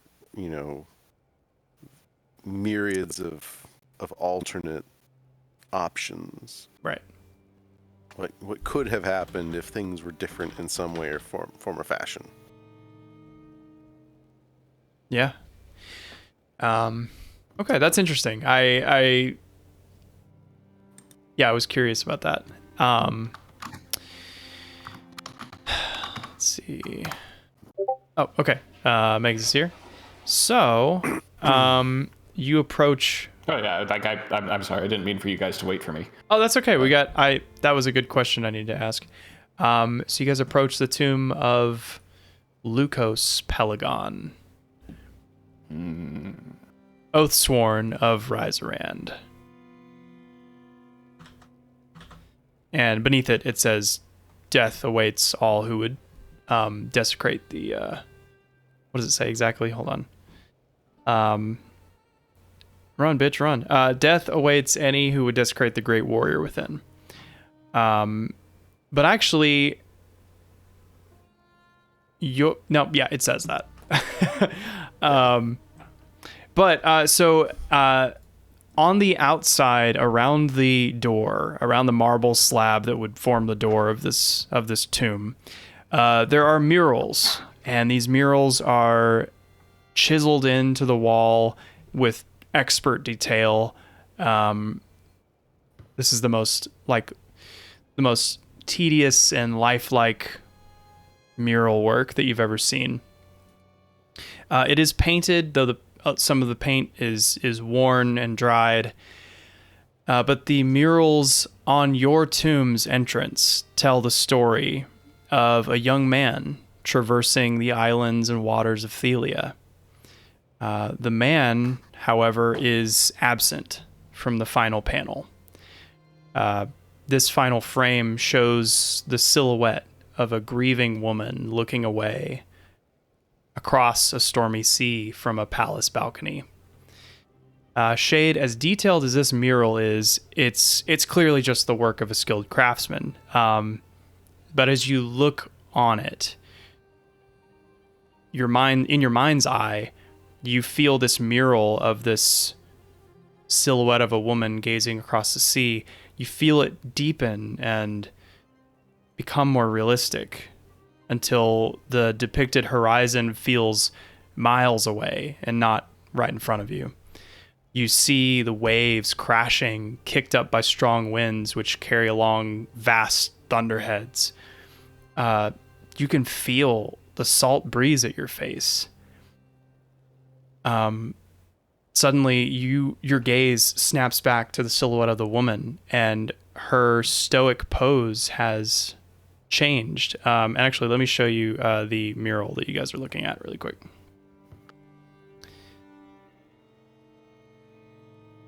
Come on. I'll put it in the chat. Can you see that? Mm-hmm. Yeah. Okay. This is another Falbin AI art generation, by the way. So you feel the salt breeze at your face, and you no longer feel cold. You feel warm almost. Your gaze snaps back to the woman as her stoic pose has changed, and she now slumps forward, distraught. Her left hand, which is like the only part of her that you can actually see, emerges from the long flowing gown and clutches the rail, and she begins to weep. Looking around you, you don't see your friends. You are here alone, save this woman. What do you do?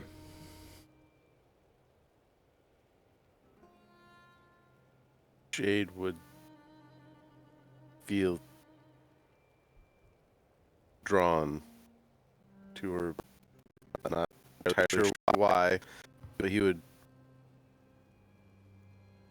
like step forward kind of cautiously, not really sure what's going on, but just kind of and ask, what's wrong? Why are you grieving? So you do feel drawn toward, it's weird. It's like this, it's not just her that you feel drawn to. You feel at home here. You feel comfortable. You feel like this place is known to you. And so is she. And as you approach, and just before you speak, you can see an engagement ring on her finger. And on the back of her hand, there's a tattoo of a constellation in the shape of a crown, which is important. But as you reach out to speak, you are so aware suddenly of your own hulking, clawed hand, and it's just dripping with blood and viscera, and you freeze. Something in you knows this isn't the first time you frightened her. and there's a bright flash as wayward lightning strikes arc from the storm cloud to the dark waters below, and for a moment you see your shadow on the wall. But as a few seconds pass and the thunder rolls, the shadow lingers.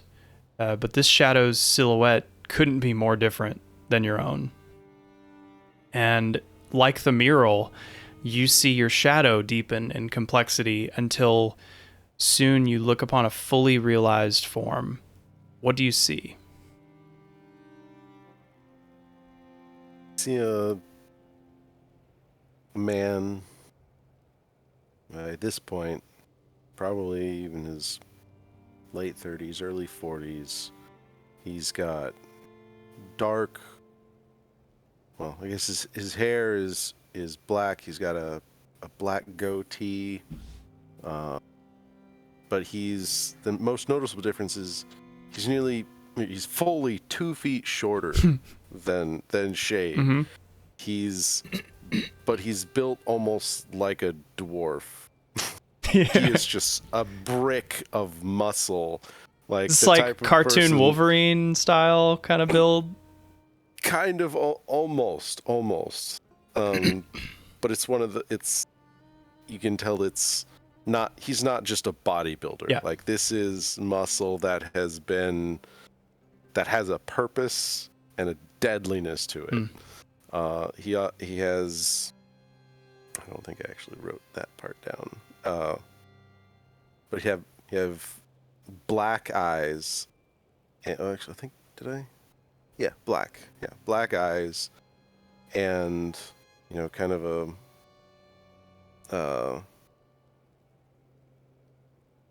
a pale skin.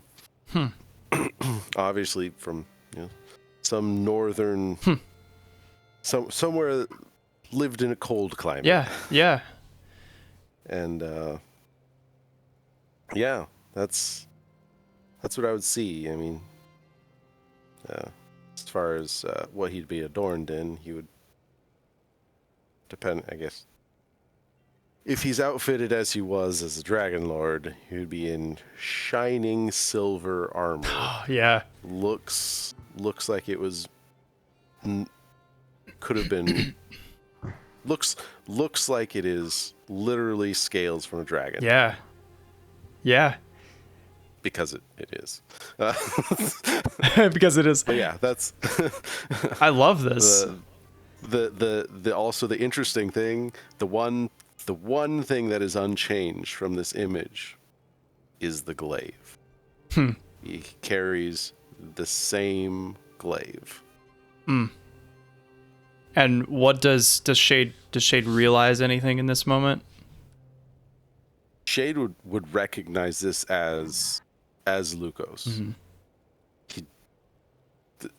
There's no doubt in his mind. He doesn't recognize him as, I'm like looking at, this is my reflection, but he sees this and this is Lukos. Mm-hmm.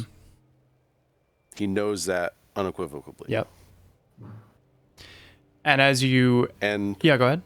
I was to say, as for unless I assume there's some amount of time passing for the rest of the party while this is happening. We'll kind of condense it, because like otherwise they'd be like shaking you and stuff. Like you're right. But after like a couple moments of Shade just like silence kind of spaced out, they would see his echo shift, shimmer, and almost like turn to smoke, but still retain its humanoid form, and they would see his echo coalesce in Lukos's form. Nice. Yeah, and you guys have no idea what you're looking at. I mean, you know about Shade having been somebody who named Lukos, but I mean, he's never talked about what he looked like, who he was. Yeah. So they would see that form from the back.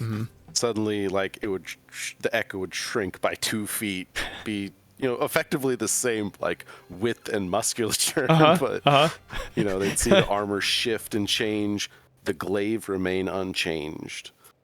Wow. And the two standing side by side.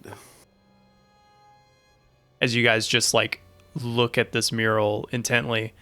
And back in your vision, Lukos, now fully formed in his armor with his glaive, you kind of just relax your arm like without thinking about it, and Lukos's arm relaxes. But instead of that fear and apprehension you felt before, you feel like the excitedness of coming home from a long mission. You feel relief being back in your space with the woman you love. But you can feel it like it is being channeled through you and not the other way around. What do you do, or what does Lukos do? I mean,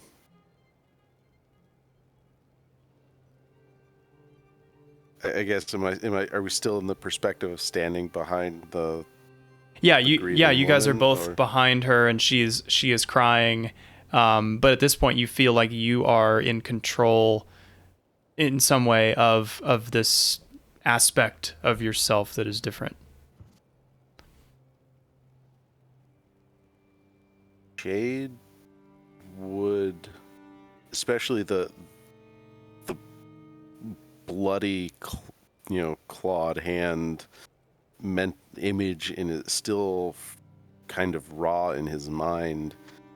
He would effectively look at the image of Lukos and say, "Go to her." Yeah. He does. He leans the glaive. Actually, there's like a rack on the wall, like just for it to display, like it's built for this glaive. And he like sets it in the rack, and she kind of like lifts her head and turns to see, and like it's like you're not even there. It's like she doesn't even see you. And her tears, she wipes away her tears with her palm, and she smiles this big, just gorgeous smile. And she has like slightly pointed ears. She looks like a half elf. And they rush towards each other in an embrace, and she kind of bounces off the hard like silver plate mail, and they kind of laugh. They share a laugh, as it's like a goofy, like, "Oh, I'm home from work. Oh, bonk." And like they seem incredibly happy, and there's a part in the clouds, and there's just this beam of just lovely golden sunlight. You can see a rainbow far off in the distance, and they embrace, and you see this vision start to fade as you kind of disappear from it, and part of you, or Lukos, whether that's part of you or adjacent to you, some part has gotten some sort of closure, but it's not yours, if that makes sense. It's right. There's like, I don't want to speak for Shade's feelings, but it's like there's almost a joy in seeing her smile again, but it's not at you, and she's gone. And as that vision fades, the air returns to bitter cold and dry, and you're back with your friends gazing at this mural. I mean, the rest of them would see, again, since at least how it was before, you guys are all standing behind. See Shade kind of, standing tense, quasi-tense, just like looking at this mural. And after a few moments, you see the echo change. And then you just see Shade's shoulders just kind of slump.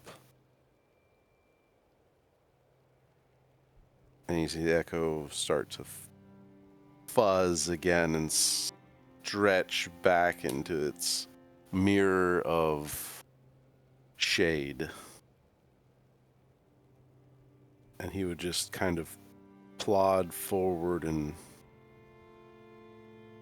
put his hand on the mural of the woman and just whisper a name. I don't know how close you guys would be if you'd actually be able to hear it or not, but just if you could hear it, you'd hear Finea. The way you delivered that name, I got chills. That was perfect. Yeah, how does anybody... Kyra is like... She can tell something very meaningful is going on, and she has her book like closed against her chest, and she doesn't have a smile. She's very somber.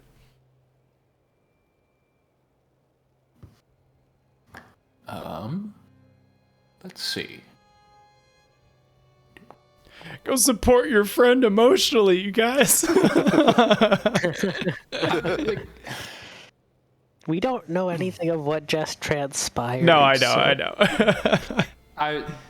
I would say that like Magus would maybe be able to intuit through the echo shifting and his reaction to the mural. Yep. That like the mural is of him. Yeah, or somehow. someone known to him, somebody close to him. And like I'm referring to like the earlier pictures of the young man. Oh yeah, I mean, who is not a tiger. And it says Lukos above the door. So right. And you also, I mean, hearing the name, you would know this is a typically female half-elf name. So, you would not somebody you know. I'd say that Magus would be would be decently far back, wanting to give space. So I don't know if he'd have heard that. Okay, gotcha. But so like, I'm intuiting that like this is almost like a previous self, like previous life sort of thing before he was tiger form. Yeah. I have no idea how to respond. I mean, I think that's a solid. I mean, that you're right. It is, but yeah, I think that's normal to not be sure how to respond. Shade, as you kind of lean up against the mural, like hand on it, your eyes kind of pass over the door itself, and you don't see a clear means of like opening this. There's not a handle. I mean, it's a huge marble slab, so like, you know. But what you do see is an indentation in the exact middle of the slab, and it's about it's like a quarter, like a half centimeter deep, and like a couple centimeters across, 5 or 6. That seems to be the only like quirk about this slab. Is it round? It is round. If you'd like to roll an investigation check.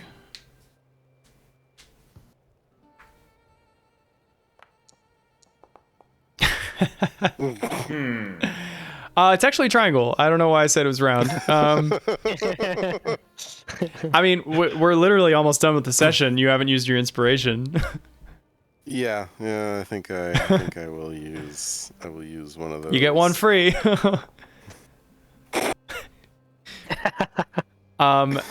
Does anybody want to help him?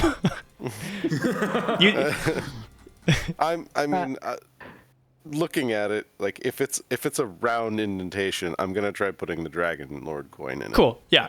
So basically, like, you don't know for sure, but you have a feeling. Yeah. You place the Dragonlord coin into the slot. It's a snug fit, and as it you turn it into place so that it's right up. There is a smooth stone grinding sound that pierces the silence, and the marble slab, as it descends, which you can now see is 5 feet deep, this slab, it's huge, descends down into the floor, becoming a surface that you can walk into the tomb. And actually, Shade and whoever is closest, give a perception check. Shade, I'm going to give you advantage because this is your house. Even with that, yeah, you can smell.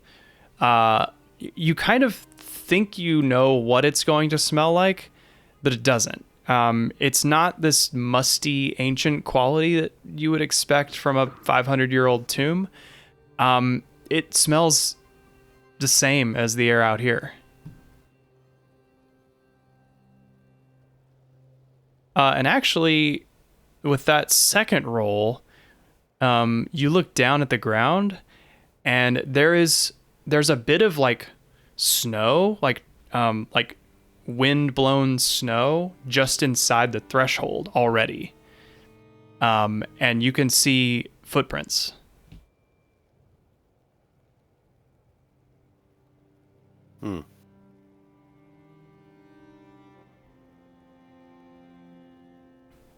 Jade would just kind of turn to the party and just say, well, let's see what my past life left us, and walk into the tomb. Does anybody follow? Yeah. Yeah? Yeah. Yep. Cool. As you enter... All dying together. As you enter the tomb... I don't know why. yeah, you dodge the dart trap. Yeah. Yep. As you enter the tomb, you see not one, but two sarcophagi. The sarcophagus on the right, broad and roughly 8 feet in length, its lid chiseled in the style of Dragonlords. The one on the left, much smaller, about 6 feet in length. Its carving more typical of human elf construction, and has a single word etched into the lid: Phinea. And resting gently atop this smaller sarcophagus is a delicately placed blue flower, its rose-like petals preserved by the bitter cold.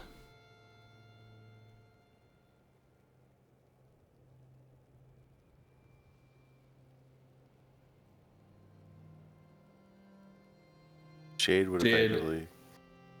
Go Yeah, ahead. Shade would effectively ignore the Dragonlord sarcophagi first and just kind of walk over to the foot of the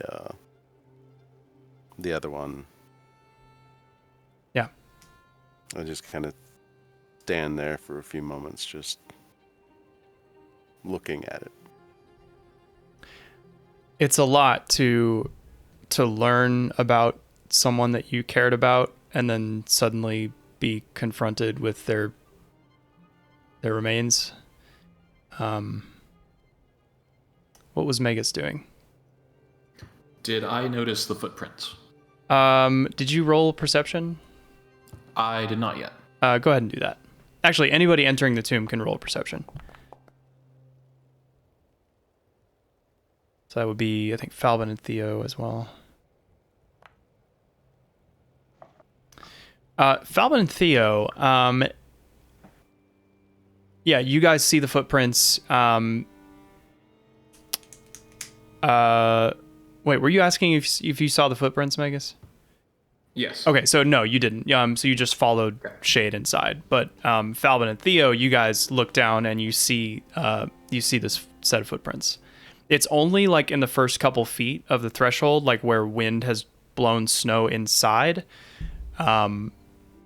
But yeah, and it appears to be just like one set of footprints.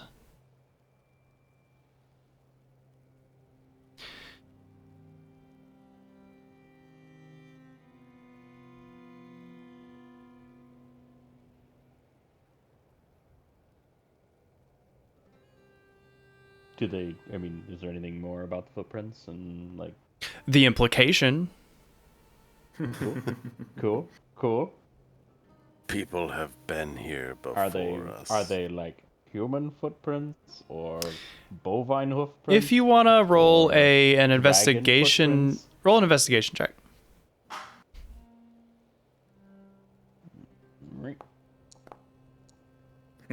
I was gonna be an 18. You want to spend an inspiration? Yeah, of course I do. I'd love to. I desperately want to. That's what I'm talking about. They are. It's a footprint of a boot, like a military style boot. Uh-oh. Cool. I would share that information with everybody who's not Shade, because Shade seems to be pretty somber over somebody he cares about.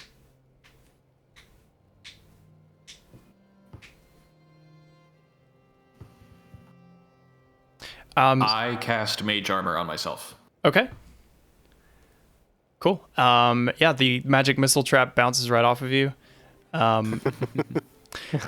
So besides the blue flower on the sarcophagus of Phinea, the room is otherwise completely empty, save for a large adamantine framework or scaffolding, seemingly meant to hold upright something very heavy, but there's only empty space within.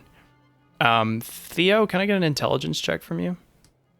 Oh, I'm feeling so intelligent right now.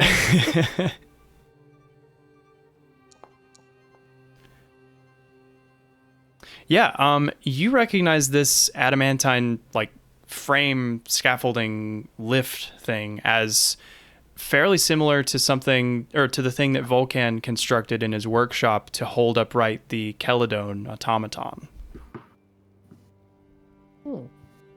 I will share this information with the group. Mm-hmm. And as you kind of look at it, you can get the sensation that what it doesn't hold upright inside it would be roughly humanoid shaped.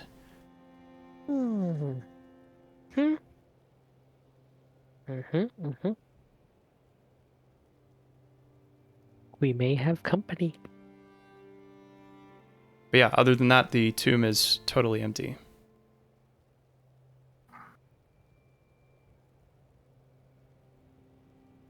I want to look around for other entrances, exits, or if there was a set of footprints leading out.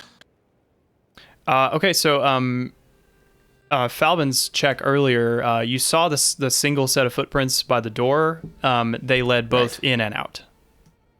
In and out. Okay, Yeah. sorry.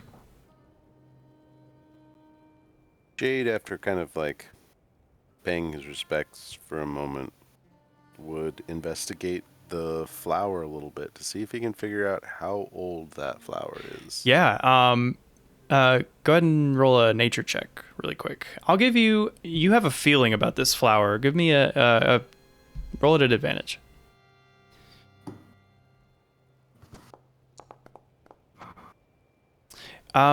Yeah, so you've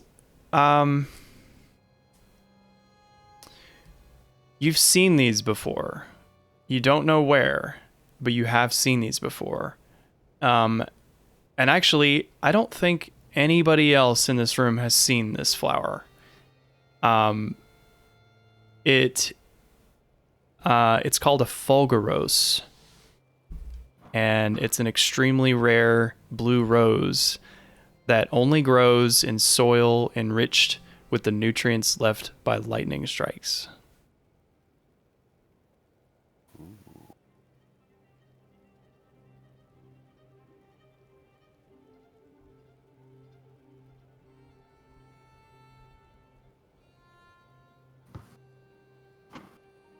Is the Dragonlord sarcophagus open? No, it's closed. Sealed? It looks like it is sealed by just the weight of the heavy marble lid. So, no. You can pop inside, have a little nap. Yeah. Nobody in it. Maybe. I cast Tiny Hut.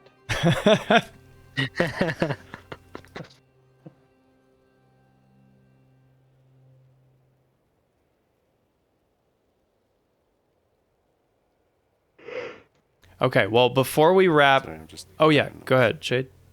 Sorry, I was just typing notes. Sorry. Okay. Before we wrap, I just want to get any, like, immediate, current, like, assumptions about the state of this tomb. Or gut feelings, or conclusions. I think that there was an automaton guardian that was here, and it was awakened probably when we came in, maybe?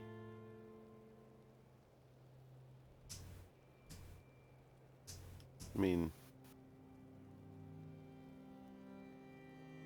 Shade's assumption is that somebody close to Finea came and probably took whatever was on that Okay. rack when they deposited the flower. Okay. Interesting I'm theories. wondering if there are somehow 2 Lucoses running around. I mean, There can only be one. aren't there? Like, With the Spider-Mans? All right, or maybe there are 3 Lucoses, and it's like the upside down. well, as conspiracy theories abound, I think we will wrap there. So, sorry for the gap in recording earlier, but thank you for tagging along.